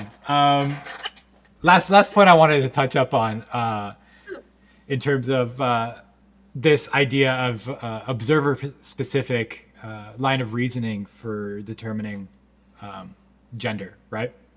The one area where this doesn't really hold up is in the concept of non-binary individuals, right? So, people who identify as non-binary, this observer-specific line of reasoning doesn't really work because we don't have a frame of reference for they-them genders in our culture because their very nature is everything but primarily masculine and feminine. We'll say energy in this case. So we don't really have a gender role box that we can easily categorize these individuals into. We can't really say that person looks like a they them, therefore they are they them, in the same way that we say that person looks and acts like a man, so therefore they are a man, because we don't have a frame of reference for how those individuals appear and act in our culture, right? So I think that's just one criticism to my argument, Again, I feel like non-binary, like not being neither, I feel like you're both. If that makes sense. Yeah, fair enough. Again, I feel like we all have aspects of kind of being like non-binary because we all have male, masculine, and feminine. Well, non-binary in and of itself would insinuate that it's beyond male and female, right? So what I'm understanding is you're saying that it just doesn't exist, that there is only male and female energy. Is that what I'm understanding, or? Yes, I would say there's only masculine and feminine energy. I don't think that, I think that I think we're all both, but I don't think there is a neither. Okay, so you're essentially saying there's a spectrum, you've got male and you've got female, and you can be anywhere on that spectrum, but everybody exists in that spectrum, essentially. Yeah. And non-binary being outside of that spectrum is just... It's like a yin and yang symbol, right? Right. So then, I don't know if we've gotten a concrete answer then in terms of what you think the essential property of a man and a woman are in terms of gender. It's hard to say because personally, I think gender and sex are kind of the same. To me, it's like you have my manager said this, indoor plumbing is a woman, outdoor plumbing is a man. And I don't know, he said that? I agree. Wow. What? I said he said that? He's rather progressive, so I'm kind of surprised. All right, fair enough. All my right. thought on it. And we all have both energies, but whether you're a man or a woman, I think that's, depends on the plumbing. Depends on the plumbing. Okay, so even if, let's say, for example, say Blair White, for example. I know I've sent you her videos before. Beautiful, right? Beautiful woman. I consider her a woman because, to me, she looks and acts like a woman. Everything that I understand about gender roles in my brain is telling me that she is a woman. When I perceive her from an observer specific approach, I perceive a woman, right? Yeah. But even if I say then, therefore, I think she is a woman, I'm not saying in terms of sex. And even she would say that she's not a woman in terms of sex. But I am recognizing her as a woman in terms of gender. Do you, what are your thoughts on that? I mean, like, if I was to see this person on the street and not know, like, sure, I'd be like, okay, that's a woman. Like, yeah, I mean, I don't know any better. And, like, I mean, in all honesty, like, I don't think it really matters. Like, if you want to dress up, change your gender, change your hair, do whatever, like, you know what, you do you. Like, that's not on me, but it's just stop forcing it on everyone. Fair do enough. You know what I mean? And are they a woman? Like, do you know if does she have, like, what part does she have, I think she's pretty open to it. I think she's like, before, she hasn't had her surgery yet. Okay. She got a wiener. So if you, like, yeah, like, if I looked at her hot as fuck though. Pardon? She's hot as fuck though. Okay. But I look at her from the top up, I'm kind of, okay, that's a woman, but I mean, if I saw the top down, like, it's not, I'm not going to look at a penis and say that's a woman's penis. Yeah, I don't know. There's something fucked up in my head. I'm like, yeah, it's still a woman. I just, that's what society wants you to think. So I don't know. But even then, like, I'm not somebody that's, like, easily influenced by, the opinions of the masses, the opinions of what people want you to believe. And I still, I don't know. I still think that, like, again, I really like this observer specific approach where it's like, I see a woman, therefore it is a woman. You know what I mean? And it is a subjective approach, but there was someone I met a long time ago who was a man who transitioned to a woman, but they didn't, like, it, even though, and it sounds really awful, even though I met her as a woman, my brain could not grasp that it was a woman. Like, he didn't, I still can't even do it. Yeah. Like, in my head, like, she looked like a man in a dress, and, like, it wasn't even at the time, this was something, like, I never had, like I was probably more, like, pro this kind of stuff before, and it's still, like, just my brain could not register this person as a woman. Right. And is that because they didn't pass as a woman, or is that just because you knew them as a man? Or no, I did not know. Like, I met this person when they identified as a woman, but they looked so manly. Like, fair. So, but in that same regard, then again, like, that provides more support for the observer specific approach, where it's like, okay, I see a man, therefore it is a man. It doesn't matter if you dress up. It doesn't matter if you grow out your hair. It doesn't matter if you wear makeup. If you don't pass as a woman, you're not a woman. Exactly. And, like, it just, honestly, like, all I could see was, like, a man in a dress. Like, I couldn't, and it wasn't, like, I didn't mean it from a point of view of, like, trying to be offensive. It's just that my brain, honestly, like, I couldn't gender her properly because it just never could register to me that she was that gender. Yeah. And at the end of the day, though, I think that it does become there's more responsibility on the individual who is transgender to pass as the gender they're trying to identify as in order to reap the benefits of assimilating themselves with that gender role, rather than, again, on everybody else to delude themselves and recognize this person as a man or a woman or whatever it is that they choose to identify as when they don't pass as that chosen gender. Yeah, there's definitely like a difference, because there's some transgender men that I've like followed on TikTok, and like they're these gorgeous men, and like to me I couldn't look at them and picture them as a woman. Yeah, Kaz brings up a really good point here. He says, unlearning pattern recognition to meet societal norms is difficult. Yes. 100%. 100% agree on Yeah. that. And it's one of those things where it's like, yeah, we could work on that. And I think a lot of people are, but do we want to? Right? Because we have such a small portion of the population that this issue represents. Do we want to unlearn, this pattern recognition to meet the demands of the needs for validation of these people? And you know what? Before we answer that, I think that it transitions really well into our next topic, which is, what does all of this mean for influencing legislation? Right? So personally, I don't believe in policing speech. It doesn't matter. It doesn't matter what kind of speech. I don't believe in policing speech.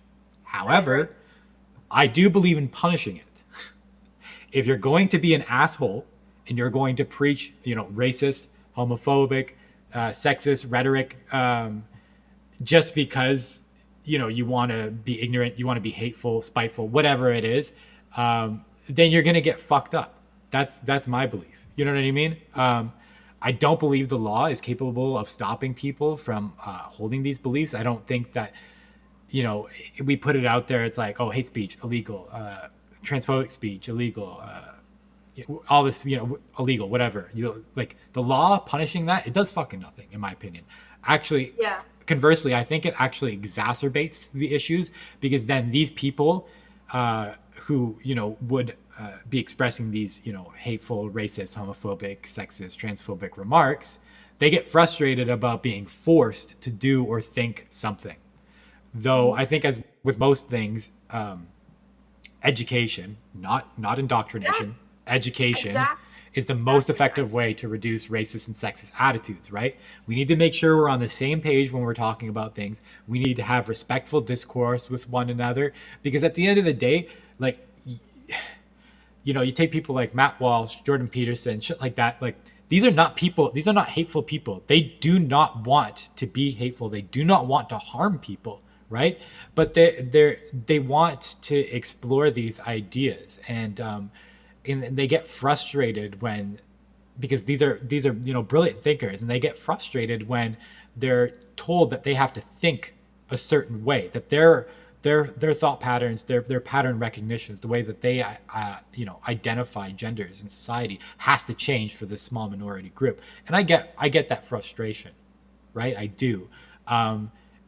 It just always amazes me how difficult it is to have discourse about this particular conversation, because anything that doesn't agree with it is immediately labeled as hate speech. But I, like, as someone who, and I believe I come from a rather neutral perspective, where I see both sides, I agree with both sides. I don't see people like Matt Walsh and Jordan Peterson as hateful. I will, however, say I have seen people like on TikTok who like go around, like there's this one particular guy on TikTok. He goes around asking people like, why do you hate Andrew Tate? Right? Or and most people will like never give them an answer or something like that. And then he'll be like, well, see, nobody has an answer. Or if they give him an answer, they'd be like, oh, he's misogynistic. And they'd be like, oh, well, define misogyny for me. And then most people just like get up and leave or like disengage from the conversation and stuff. His approach is antagonistic in nature, right? He's not out there seeking to have discourse with people. He's just, in his own way, seeking validation. He's no better than the rest, like, the people that he's criticizing. Shit like that, antagonizing approaches, that I can see how it could be considered like hate speech. However, people like Jordan Peterson, Matt Walsh, they aren't coming from a hateful place. they're engaging in No, respectful discourse. Matt Walsh is kind of like, well, what is a woman? And then be like, can you define it? Like he's kind of like maybe could be a little bit antagonistic a little bit too if you view it like that. But like I also think like to a degree it's like they're simple questions, and it's like if you have these beliefs, if you have strong beliefs on a topic, then you have to have something to back it up. Like a lot of people's beliefs and opinions nowadays are just regurgitation from what they see on the news or see a celebrity talking about or Yeah, whatever very it true. is. The education or the facts or even just like their opinion behind it to back it up. Yeah. I had a conversation. I mean, I'm pretty outspoken and I say a lot of strange things to some people. And I said to someone, okay, like, if you think I'm wrong, like, what's your opinion then? Like, I'd love to hear yours. Oh, well, I don't really have an opinion. I just go to work and I go home and I don't have time to think about this, blah, blah, blah, blah. Yeah. And it's like, okay, but you're out here saying I'm wrong and, your opinion's not right or this opinion is what's right or whatever it is, but then you haven't even done the research to have your own opinion on it. Yeah. And I think where a lot of those frustrations come from, where people like disengage, they don't want to have the conversation, is because they feel like we're asking a rhetorical question. So like you said, Matt Walsh could be perceived as antagonistic. Personally, I don't think that it's antagonistic. Like when I ask a question, what is a woman, right? I think his approach comes from the same approach as me, where it's like it's general curiosity. I want to hear your thoughts. I want to be able to identify these things and get as close to objectivity as we possibly can, because it's a very important topic in our society right now that it can influence a lot of legislation. And I think his approach is respectful personally, but yeah, I mean, and like I do too, but I think some of the like the hate that film got was like people didn't like his approach. Yeah. You know what I mean? Like, Yeah. Like, fair enough. And I mean, it is an approach that's intentionally done in such a way to garner views and garner attention. I get that. That's just the nature of the world. But again, I do think that the big reason why a lot of people step away from these conversations, again, they think we're asking rhetorical questions. They think that we're going out there and we're trying to get them to say something that like, it's like, oh, the answer is obvious. You know what I mean? I'll go back to the example, excuse me, with the guy who goes around asking people, what do you think about Andrew Tate? Most people be like, oh, I fucking hate the guy. And it's like, oh, what do you hate about him?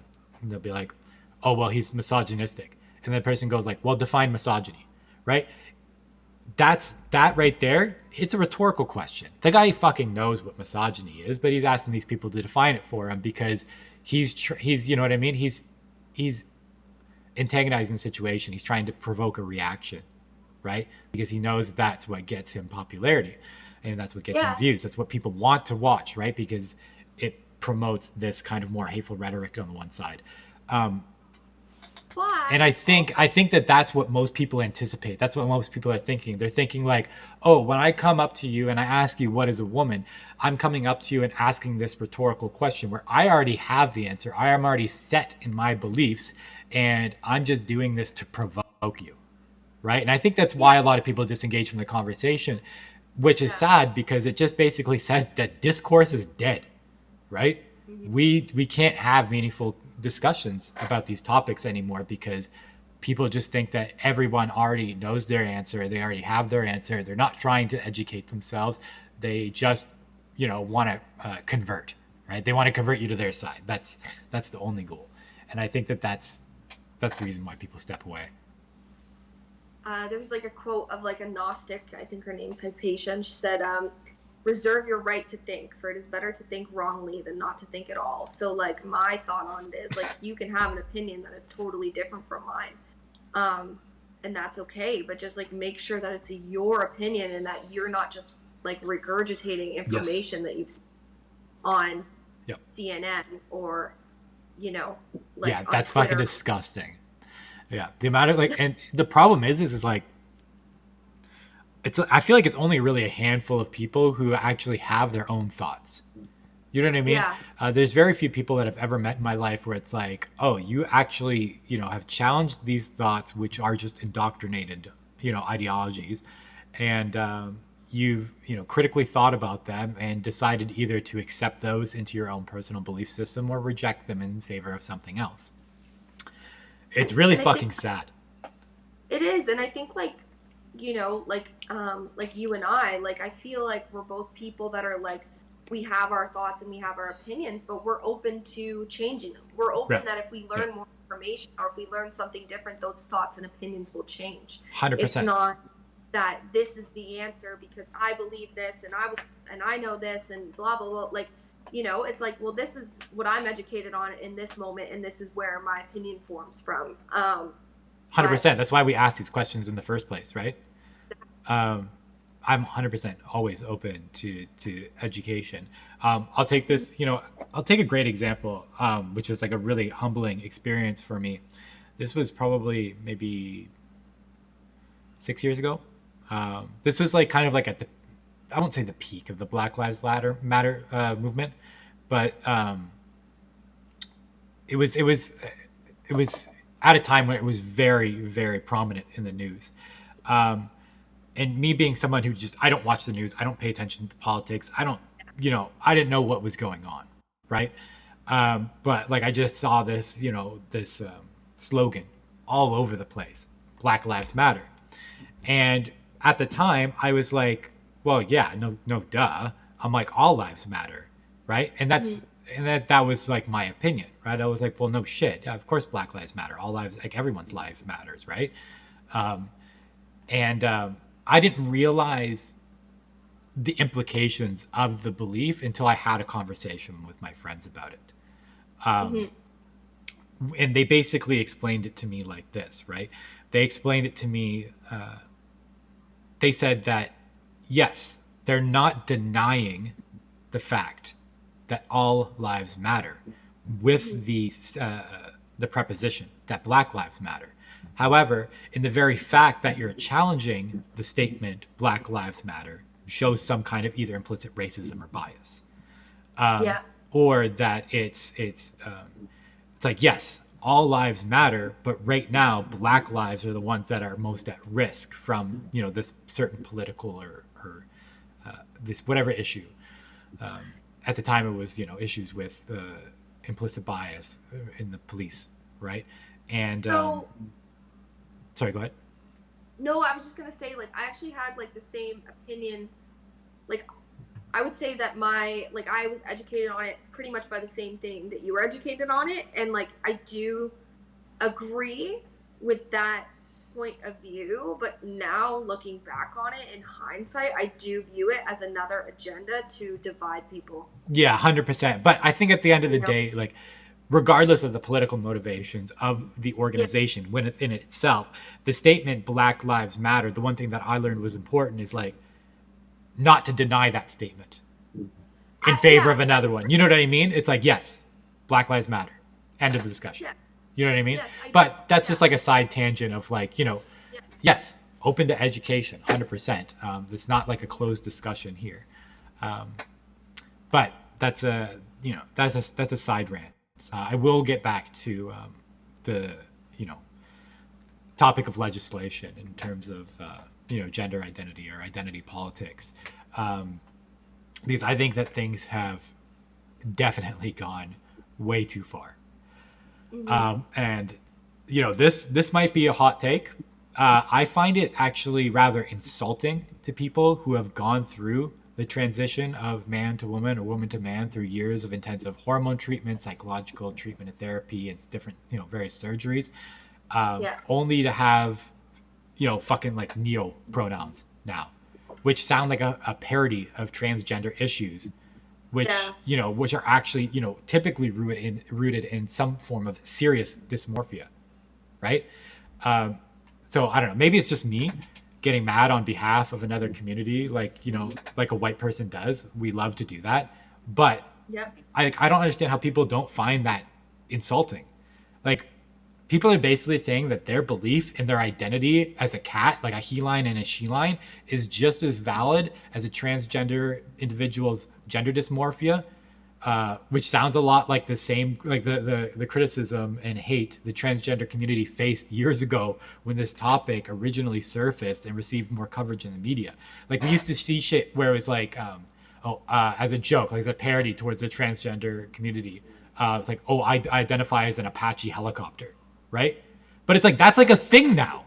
Like we're okay with that now. That used to be offensive to transgender people, right? It's like, no, that devalues my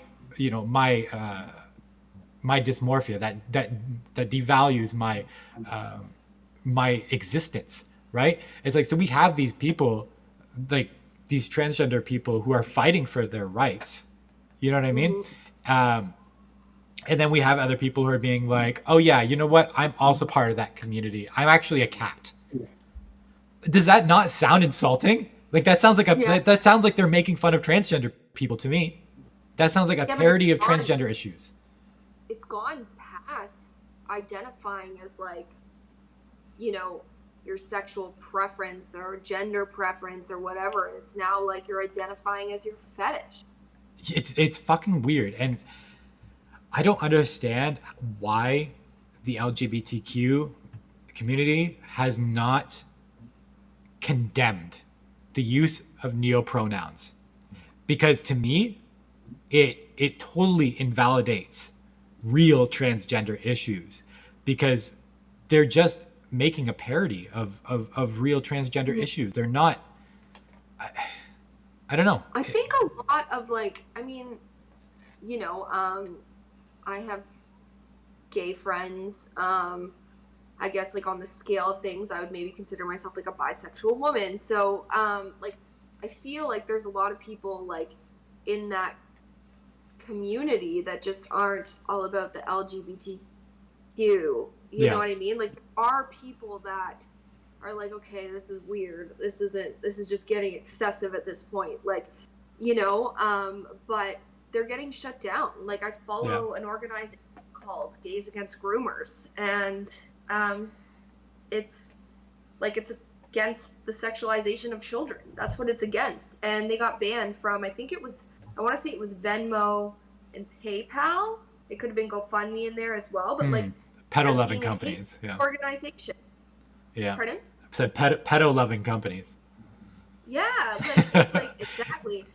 But it's like, okay, so we're protecting people whose sexual preferences are children over not. And you know what? There's a fucked up logic to it. Okay, so because LGBTQ community, not all of them, but parts of the community have started to accept things like MAPS into their communities. MAPS being minor attracted persons, which why do we have an acronym for that? Like you're a pedophile. Yeah. There's no conversation about that. Like I'm an open person. I'm not having a conversation about that. And those are starting to get accepted into the LGBTQ plus community. So because of that, because they're under this umbrella, right? I don't think it's officially recognized under the umbrella, but it's working its way in there for sure. It's definitely working its way in there. And because it's under this umbrella, now it's protected by hate speech rights. See what I'm saying? So the fucked up logic to it is like, okay, if you're going to have hate speech rhetoric towards MAPS, then we're going to shut you down, right? Because these people are protected by this umbrella of LGBTQ, right? Yeah. So that's the fucked up logic to it. And it's like, okay, so now we're not allowed to hate pedophiles. Exactly. Okay. This whole thing, like hate speech, it's like you can't even discuss things. Like Tyler, like realistically, like our conversation right now, if we had some massive audience, we would probably be getting removed. Oh, 100%. Yeah. Like this, and I don't think we've said anything hateful, you know, like other than the fact that I hate pedophiles. I'll say that openly. Yeah, fuck the pedophile. Everybody else, we're chill. We're chill. You want to fuck kids? We are not chill. No. But that's the problem. It's like you can't even have discussions. We can't even talk about these things anymore because it's just like you have people screaming at you that you are transphobic or you are racist or you're an anti-vaxxer. You know what I mean? There's Yep. so many things. Like, you're not even allowed to have an opinion that differentiates from the narrative. And fortunately for me and you, I think most of our opinions are different from the narrative that they're Yeah. trying to push. Yeah. Um, I can't think of a single thing that I agree with that mainstream media is peddling. I can't either. Other than the fact that, like, again, and this might just be like an education thing, but like I'm like okay, yeah, I think the first two doses of a vaccine are probably at least relatively effective at doing something to prevent the spread of COVID. Whether or not it's appropriate for everyone to take and to make mandates on is another topic entirely. But I'm not going to deny the efficacy of the vaccine in its entirety. But that's probably like that's the closest I come to agreeing with mainstream media.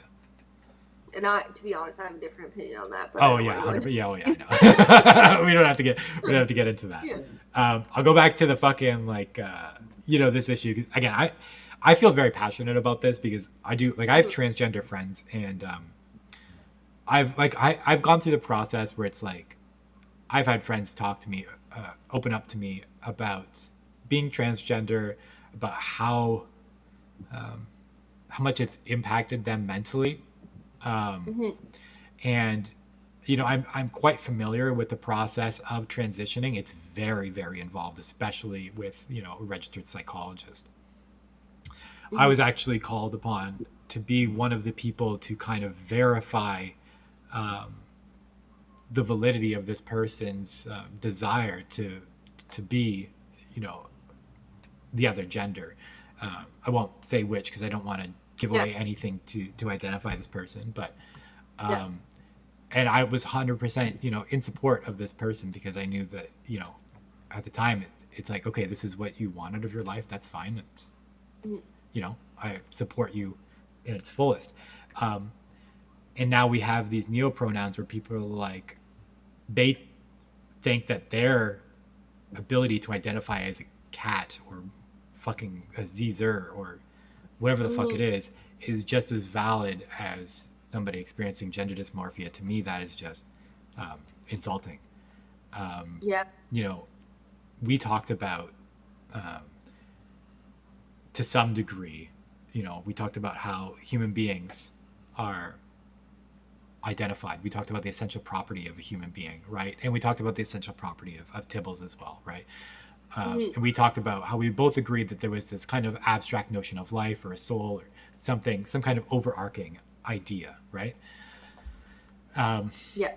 And the one thing, however, that's really important to note in this discussion is that that fundamental property is the same of all living beings. So, the same Mhm. thing that allows Tibbles to identify as a cat, the notion of life, is the same thing that allows me to identify as a human being, right? Yeah.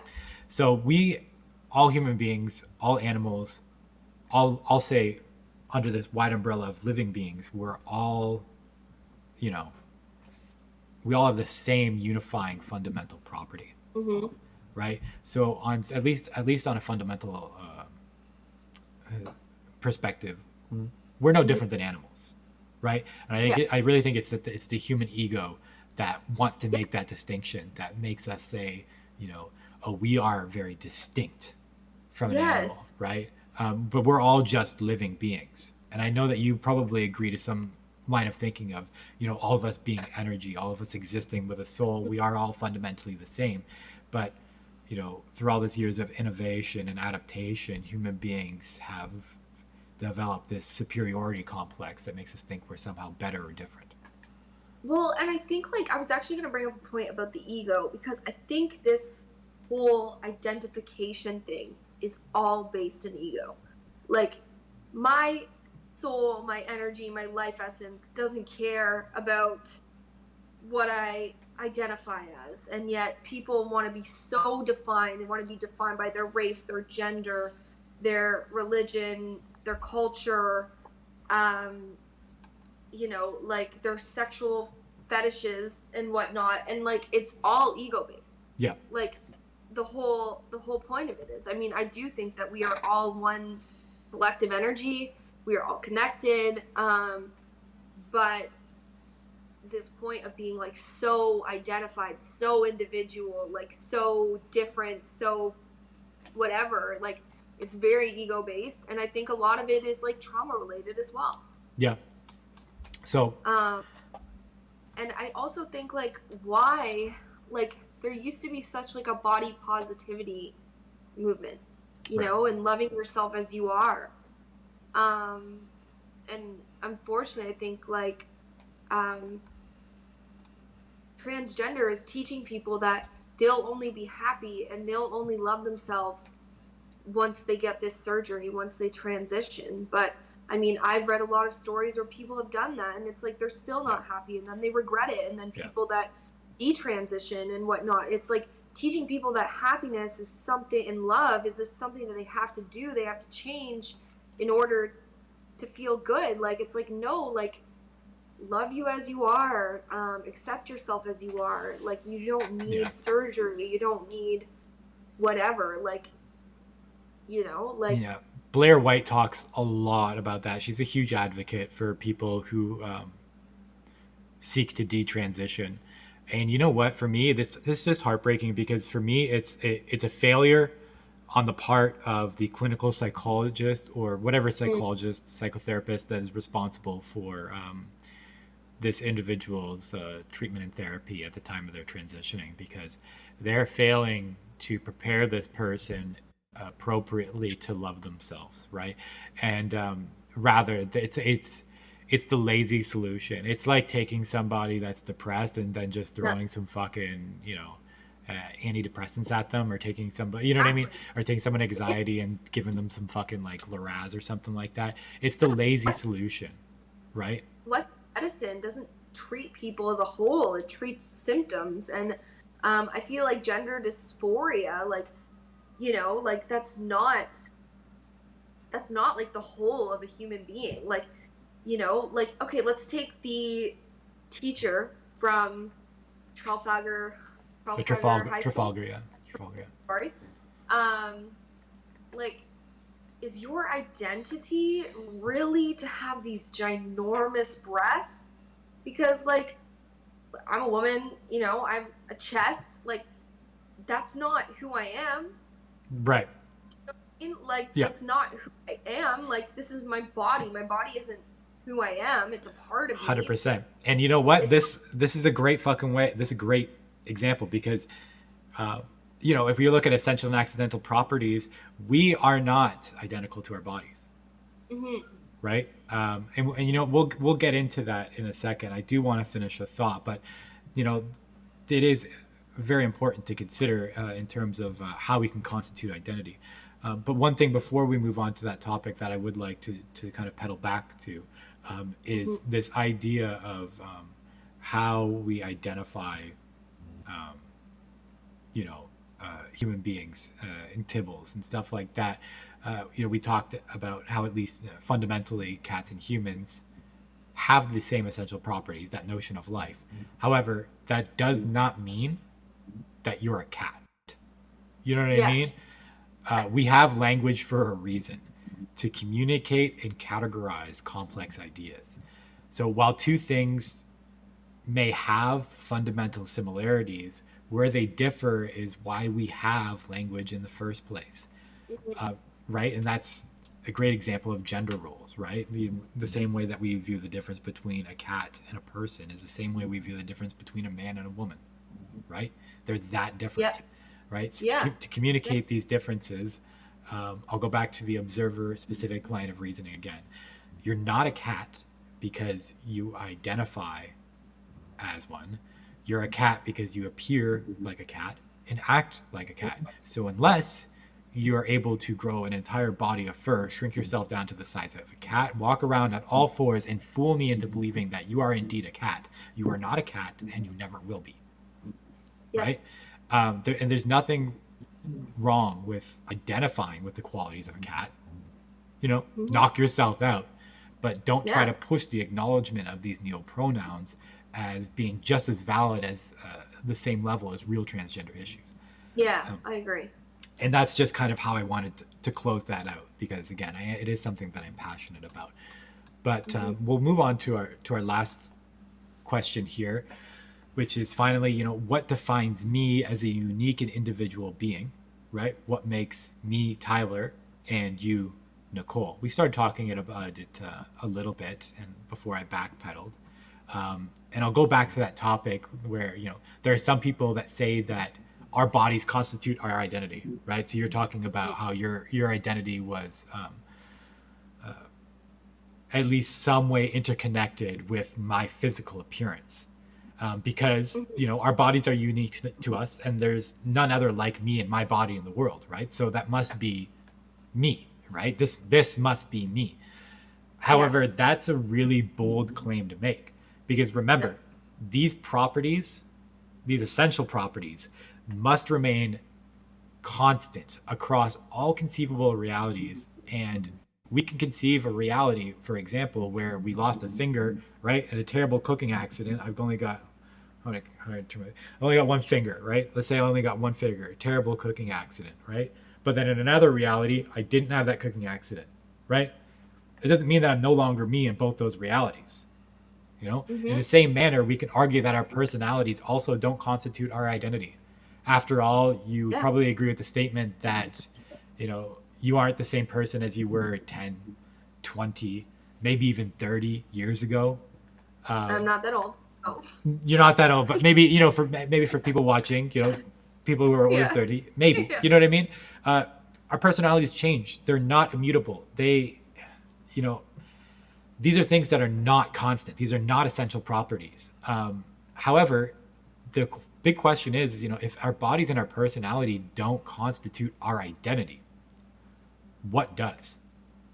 Personally, I believe the answer is nothing. Nothing constitutes our identity, because we are simply just a product of many accidental properties. Yeah, I think that identity is based in the ego. I think that we're the awareness of our identity. Yep. That we're all that infinite awareness, consciousness, spirit, God, if you even want to call it that. I think that's what we all are at our core, which I think is love, creativity, abundance, but all the things that make me Nicole. I mean, Nicole is just the identity, that's just the identity of my ego. So, and do you think that the identity is immutable in the sense that across all conceivable realities, your ego is the same? Or do you think that the ego develops depending on the circumstances of your development as a human? It's all circumstance and have you ever, as silly as it sounds, you ever watch a movie and you hear a line you like or something, or a character does something funny and you're like, oh, I want to act like that. And then especially as a kid. Oh yeah. Yeah, I was obsessed with Twilight when I was young. I wanted to be Bella Swan. Embarrassing, but go on. I know, but I wanted the middle part, and I started biting my lip, because in the book she bites her lip. Fuck. To this day, I will occasionally bite my lip. Okay, it's not something I ever did. It's not something that is this core part of who I am. But because I liked that trait and wanted to be like Bella, I was like, okay, I'm gonna be a lip biter now. So cringe. That was just developed, and I feel all aspects of our personality, it's a combination of trauma, how we dealt with it, and our healing. And that's kind of what makes up my personality. I mean, I think sense of humor, that's something that I have, but that was a coping mechanism. Same with you. Yeah. I mean, interests and stuff. I don't know. I sometimes think what we're interested in and what we're drawn to maybe comes more from our heart. But me, my personality, my identity, that was made. It's a nature versus nurture argument almost. And I think it's more nurture. Okay. Yeah. No, I would agree. I'm very much on the nurture side of the discussion. And I think that's a pretty good way to kind of just answer that question. What defines me as a unique and individual being? There's not one singular essential property There's just many accidental properties. But Yeah. on this topic, I'd personally like to talk about the recent surge of pronouns and identity politics. I personally have the opinion that one's gender identity and sexual identity shouldn't be at the forefront of their personality. Personally, I Shouldn't? find it should not. Yeah. Yeah, should not Yeah. be. Yeah. I find it pretty shallow.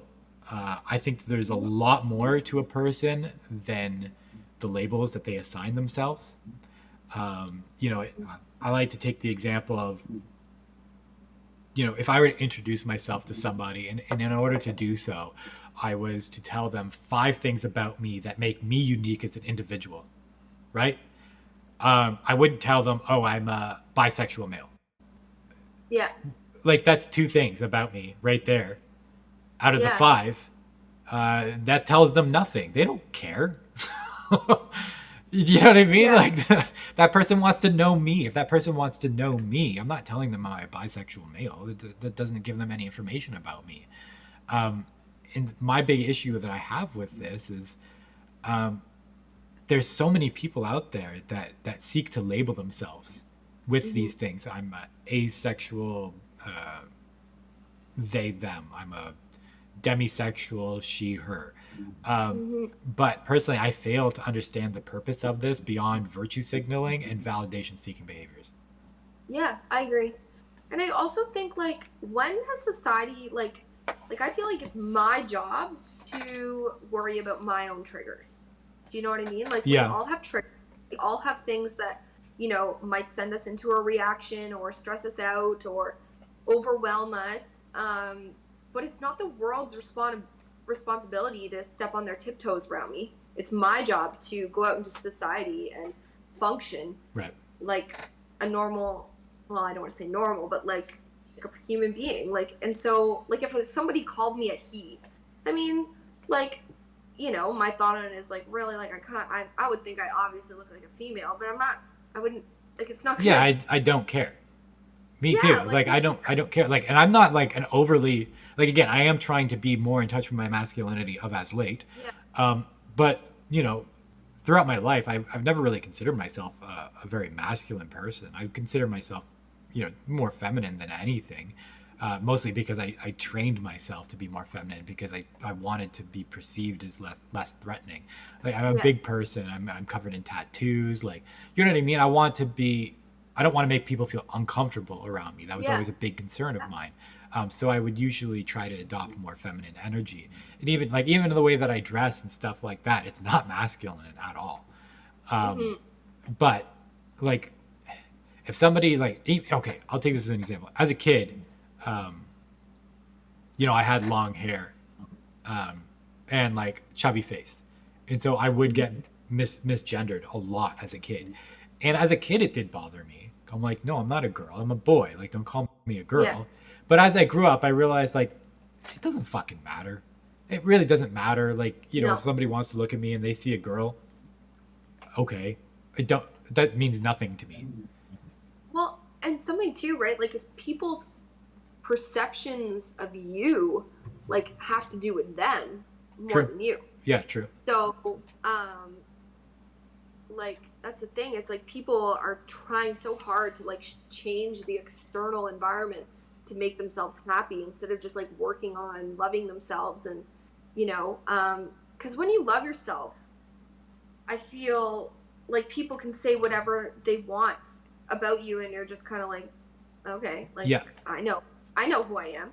Exactly. Like, And that goes like that goes back to what I was saying earlier about if it was enough to just be like, I am a woman, right? And not need the validation of other people, then you wouldn't go out and seek other people to recognize you as a woman. It would be enough to just know that you're a woman, right? But the fact that you go out and look for that recognition means that you need that validation in order to feel comfortable and to love yourself. And to me, that speaks to an issue of, it's an issue of psychology, right? It's an issue that that you need to resolve within yourself. exactly. And then when you say it like that it's an issue of psychology, then are you really in the mental capacity to make these life altering decisions Yeah, to yeah, change, it's a go very for important certain, consideration. you know, change your gender? Because, you know what, like, again, like I haven't dealt with this, but I do have a lot of love and respect for myself. And it's just, to me, I just find, like, because we're so much more than our bodies, like, from like I've struggled with weight and stuff and not loving myself because of my weight, and I'm in a place where I'm happy with my body, I'm happy with my weight, and like, you know, my weight isn't who I am. Like, I'm not any less of a person because I gain weight or lose weight. Do you know what Right. I mean? So why are we forcing this narrative where it's like, you will be happier, you will be more of who you are if you change and alter your body? It's all, yeah, because it's all based on the validation that we seek from others, right? We don't care. We Exactly. don't like, unless people are trying to lose weight because of, health concerns, like whether it be like Mm, blood pressure or, whatever it may be, yeah, right? yeah. That's a different circumstance. But if we're losing weight, like in my example, like in my case, sorry, I'm losing weight because I want to be more attractive, right? But I don't necessarily like, even though I want to be more attractive because like I want to look more attractive for myself, like I want to look more, like I want to see myself and look at like a more attractive person. Mhm. I would say that a large part of it is just because I want other people to look at me and see an attractive person, right? And I would say that that urge is stronger, and I would say that that urge is stronger in most people, and that's just like, that's just how we are. I don't think it's necessarily human nature, but I definitely think it's a byproduct of society, It is, where it's but like it's, we seek out this validation from our peers. We want to be viewed as an attractive person. You know what I mean? That feeds the ego. yeah. But I agree, it is ego, because I look at it more like, whereas I used to look at losing weight as, um, you know, wanting people to see me as attractive Right. and putting my self worth based in other people's opinions of myself based on weight. Yep. And so now I look at it more that I would actually just rather feed my body good things and treat it better because I love myself. Do you know what I mean? And if weight loss comes with that, then I'm happy with that. But Right. if it doesn't, then at least I know that I'm being good to my body because I love myself and Yeah. I love my I body. don't think I'm there yet, but So I think that that thought process is much healthier.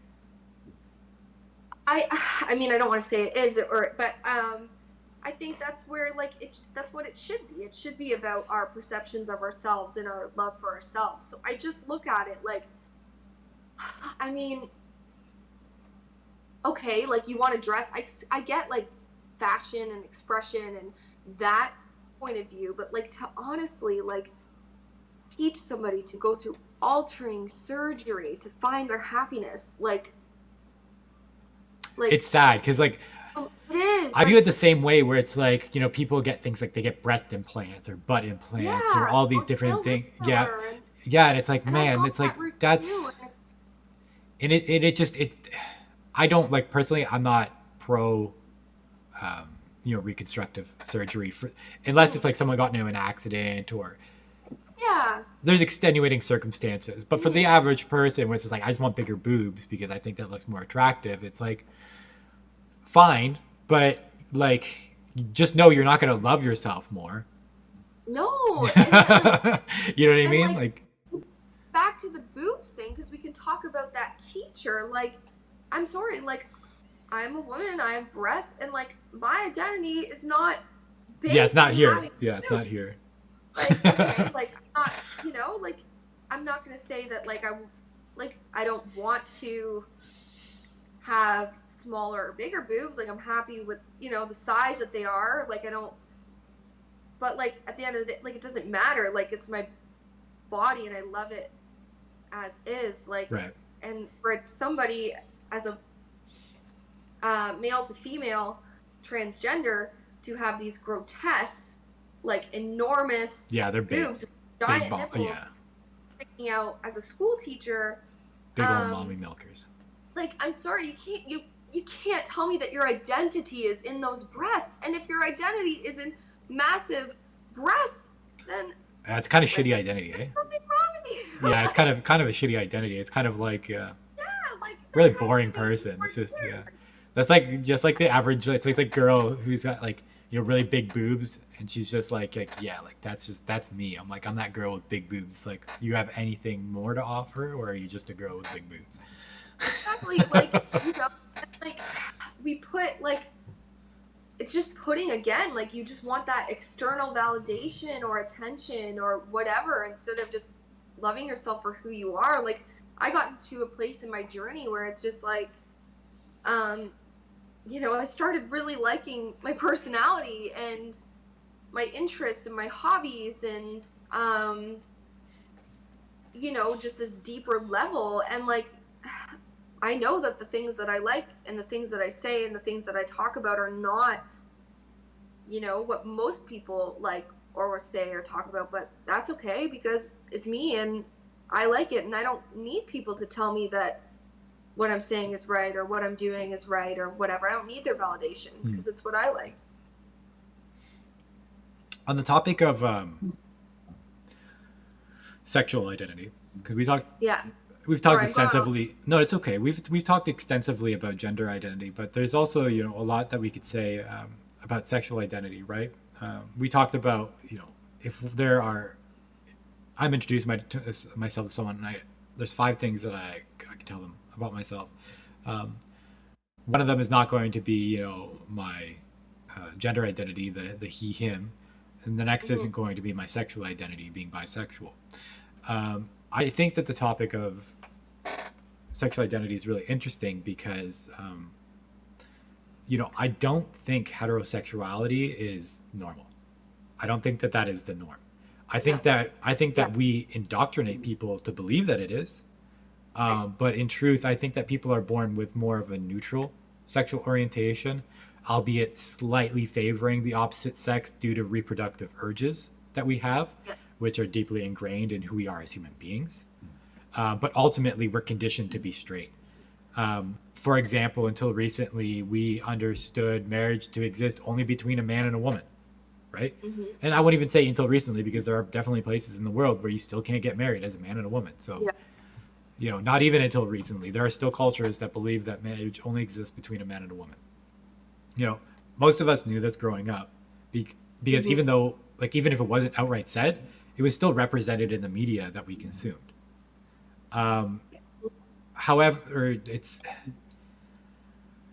it's one of those things where I think that if we weren't introduced to those concepts as children growing up and understanding that marriage, love, etc. exists exclusively between a man and a woman,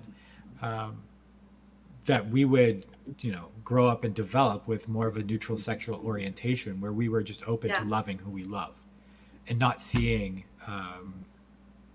the inability to love someone based on their gender or their sex, for example. And I know that that's like, I don't know that it's not like, I don't know if it's a predominant idea in like the LGBTQ plus community or not.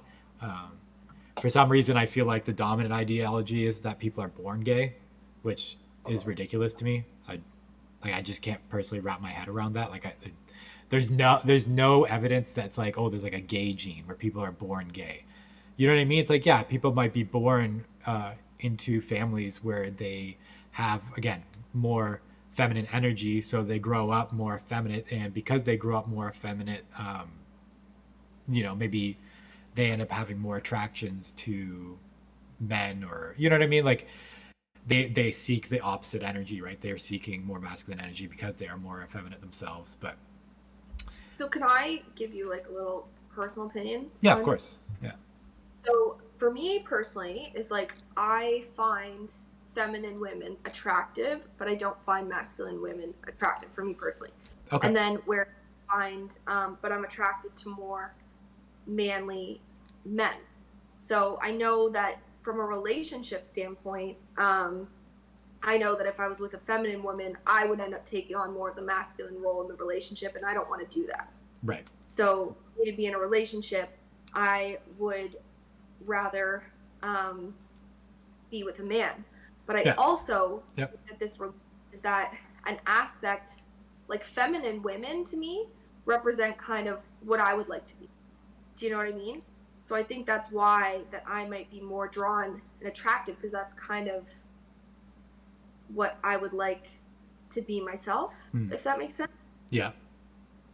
And then with masculine men, it's kind of like more like the energy that I don't want to have, but I know that I need, if that makes sense. Right. Yeah. No, that makes sense. Yeah. It makes sense that you would seek that in a relationship. Yeah. So I feel like that's kind of where my sexuality and kind of lies. And you know what I think is interesting too? I think you're probably, likely to agree with me here. Because, even though I'm not straight, I don't associate with the LGBTQ plus community, because I view the community as a very predatory movement. And I don't necessarily mean that, like, to clarify, I don't mean that strictly in a sexual sense, although that does happen. Recent example being that stripper at the all age drag show, which that's just weird. Really weird. Either way, I do believe that the LGBTQ plus community does target children, and we see it happening now, especially as new healthcare education enters the school system. The big issue with this is that children are terribly impressionable and they desperately seek validation. And the LGBTQ plus community promotes the idea that everyone is unique, and people in this community fight viciously for validation and acceptance of their beliefs and their existence. So it makes sense why we see so many kids that, are wanting to identify as something, because it makes them unique and different. And then they have this big community that they're getting all this validation from, right? It gives them a place to fit in, a place to belong. And that's like, I don't know, if you remember as a kid, but you like that, for me, that's all that I wanted. I wanted a place to belong, a community to belong to. That's all you want as a kid, is right, to fit in. And it's kind of weird, like, because they are promoting like an individuality, but also like being accepted in a community at the same time. And it's like you're only accepted if you like follow these regulations, and like, do you know what I mean? Like, if your individual follows this norm, then you'll be accepted. Yeah, and it's fucked up now that it's getting into like the education system more, simply because like this idea of being different, right? It lures kids in, right? And I find it gross in the same way that I find heteronormative methods of indoctrination gross. Like, I think that we should just let kids develop naturally and, discover their sexuality as they mature, and stop forcing agendas of, non-hetero and hetero relations on them. I'll be the first to say that I love the idea of seeing more gay content in the media that children consume, but it needs to be natural in the same way that, a heterosexual relationship would be represented. But at this point, it just feels like we're trying too hard for the sake of throwing it in people's faces to force them to accept like a new normal. And it feels weird. Like, we're writing gay characters into fiction purely for the sake of representation and not because it tells a good story. And it just leads to like this feeling of like obvious indoctrination, right? Well, you can even add like the race kind of argument into that. It's like where it's like they're just forcing it so hard down to like everybody's throat, instead of just like picking like the best person for a role or the best storyline. It's like, no, we need something that focuses on this person and their gender struggles or their racial struggle, what I mean? Like, instead of just being like a natural kind of process. And like kids too, like they're just so impressionable. Like, I think it was someone involved in the Spain government. I think I sent you the video the other day, saying about how children have a right to like consent to their own sexuality and like, and it's like children shouldn't have a right to consent for anything. That's why they have legal guardians and parents to consent for them. They have to consent to be able to go on a fucking field trip. You know what I mean? Like Yeah. their parents have to be like, right, like give them formal consent to go on a field trip. Why should they be consenting for their sexuality? That makes Want no sense. no, and they want to take the parent role away from the family and put it on the system. 100% agree with that. Yeah. And I think that like every kid is different and every family's different, and like okay, like yeah, there's definitely some cases where unfortunately there might be something not like even like racism and sexism and stuff. Like unfortunately I think sometimes that's passed down from parent to Oh, kid. 100%. Like you know, we live in a well, I live in a small town, and like um I'm not from here, but you can see in some people that are from here, it's like they really haven't been out of here and expanded their mindset, Oh, and even yeah. looking at They've weight. never challenged those thoughts. Never once before. And that's not a good thing either, but it's also like I wouldn't want my child learning about their sexuality from the government. No, Like no. God, no. God, I don't really want my child learning anything from the government, to be completely honest with you. Then you know what? I'll go on a little bit of a tangent here. yeah, This is kind of one thing that I've recognized when I started working at the hospital. Um, it's that, we look at professionals and we see them as an occupation that fulfills a duty, right? We look at nurses and we're like, we have a certain level of confidence in these people that we expect them to know how to do their job, and we have that level of confidence. We operate with that level of confidence. We don't question it. However, people are people. You know what I mean? And there are good nurses and there are bad nurses. In the same way that when you have teachers, there are good teachers and there's bad teachers. They're just human beings, right?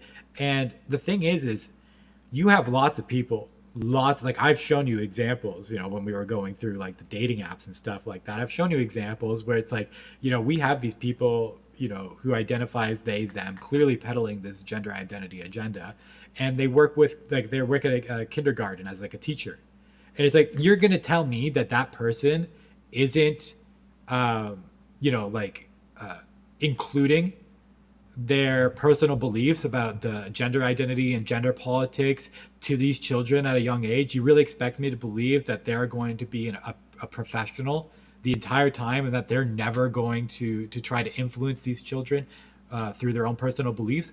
I don't fucking think so. I Because at the agree. end of the day, one thing that I've learned about professionals is that people aren't really good at being professionals. Yeah, At the end of the day, they find their way to work their own personal beliefs into their professional environment because they're either passionate about that or advocate for it. But it's not their, especially in education, it's not their choice on how they fucking educate my children, yeah, right? I agree. If they But can't follow the education plan, then that's like, I'm sorry, but that's indoctrination. That's not education. the whole education system has pretty much been indoctrination, because like you are being forced for the most part the state or the province or the country's curriculum, um no matter what you believe, and like a lot of the times the people that do speak out upon it, like they lose their jobs Yeah. or are you better shut up because um it, so like it's just one of those things. Like I think like I mean I don't believe half the stuff that we've been taught is even true or useful. Yeah. Useful. Yeah. Very Yeah. but yeah, it's for like I mean all the education does is it just creates good workers, you know. Yeah. And now it's just kind of doing the same thing. It's just bringing people in. It's making you more confused. Like again, maybe I'm just blessed to not have grown up confused about my gender or my sexuality. Maybe I'm very lucky, and I should count my blessings for that, but I don't think it's actually that common. Like when you look at people of our age, older, yeah, like that they're growing up Hmm. and they're all like, oh, I'm so confused about my gender. Like I don't. Maybe there's a couple, but No, but not you know really. what? That wasn't really. I think it's a generational issue, and I think that it's Yeah, particularly targeting people who are in the younger generation right now, mostly because exactly. it's just a dominant ideology in politics, right? But I And again, like I and said, that community provides validation, so it's easy for youth to fall into that or categorize themselves as existing within the LGBTQ plus community. And at this point, you don't even have to be gay. You don't have to be anything. You could just be like, oh, I think I'm asexual because I don't really have sexual urges. Right? Yeah. It's like you could just have like low libido, and that could be like a neurological issue that you have. Like it legitimately could be like an actual issue that you have, but you just want to be part of the LGBTQ plus community. So you're like, oh, I'm asexual. And it's like everyone wants to just be something. You know what I mean? So that way they can assimilate with a community that provides validation and assurance. It creates like more confusion. Like, it's causing clarity. It's not teaching kids like, like I feel like if you have a kid and your son wants to play with Barbie dolls instead of trucks, it doesn't mean, oh, you must really want to be a girl and now we have to explore. Like, you know what I mean? It's just like he's a kid, let him play with what he wants, and when he's older, like, they'll figure it out. Like, but before, your frontal cortex isn't even it's not developed. Till 25. So really, you shouldn't be making any life-altering decisions before then. If we're going to use the logic of why you can't drink, why you can't vote, even to some degree, like drive a car, like there's a lot of responsibilities that are involved behind the science of the development of the prefrontal cortex that are there for a good reason. But yet we're going to allow people to make these other decisions, which, I would consider are very drastic and very life-altering. And we're allowing them to make decisions at ages younger than these legal limits that we've set based on scientific evidence. It's like, that doesn't make any sense to me. And like to block puberty, like they put them on puberty blockers and give them like Lupron, which is used as like a chemical castration drug for sex offenders. Like, you can't tell me that's good to go in children. Like, and they say there's no side effects or whatever, but come on, like there's been no long-term studies. Yeah, no side effects except for the fact that you might actually regret your decision down the line and then kill yourself. Well, yeah, exactly. Like the rates of suicide in the transgender community are fucking alarming. Mm-hmm. You know what I mean? And it's because we're not taking care of them properly, right? It's the same thing with the pharmaceutical company. You know what I mean? We take somebody with fucking depression, right? We're not treating them properly. We're not giving them appropriate therapy, right? We're not paying for that. We're paying for their fucking Xanax. Mm-hmm. You know what I mean? Like it's so fucked up. But it's always been like that. It's always been like that. Yeah, well, and it's no different. I mean, like Eastern medicine and stuff. But yeah, in Western medicine, all it is slapping Band-Aids on people. That's all it is. We're not dealing with underlying issues. And again, I do think that if at the core you taught people to love themselves and they were healed from their trauma, they might not be making these decisions, because like, again, I've had the privilege of not feeling like I'm in the wrong body, but like, I feel like if you are healed and you've developed enough self-love for yourself, like, why would you want to mutilate your body? Yeah. Well, we're getting close to our 3-hour mark. So one thing that I would like to say in closing is just kind of a statement of recognition, because I know we've talked about some pretty heated topics. I know that historically there has been a lot of violence towards people in the LGBTQ plus community. And because of that, many people think that forced exposure to these issues will eventually force acceptance and thereby reduce violence. Pardon me. I see that. I get that.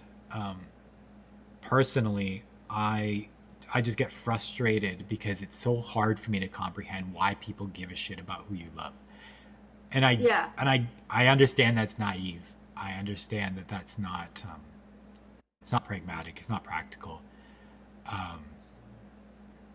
That's just how I feel. Like, if I were walking down the street and I had a boyfriend and, there were some guys across the street who yelled out, calling us faggots or threatened our lives or something, I can guarantee you one of two things are happening. I'm either knocking that fucker's teeth in, or I'm being rushed to the hospital.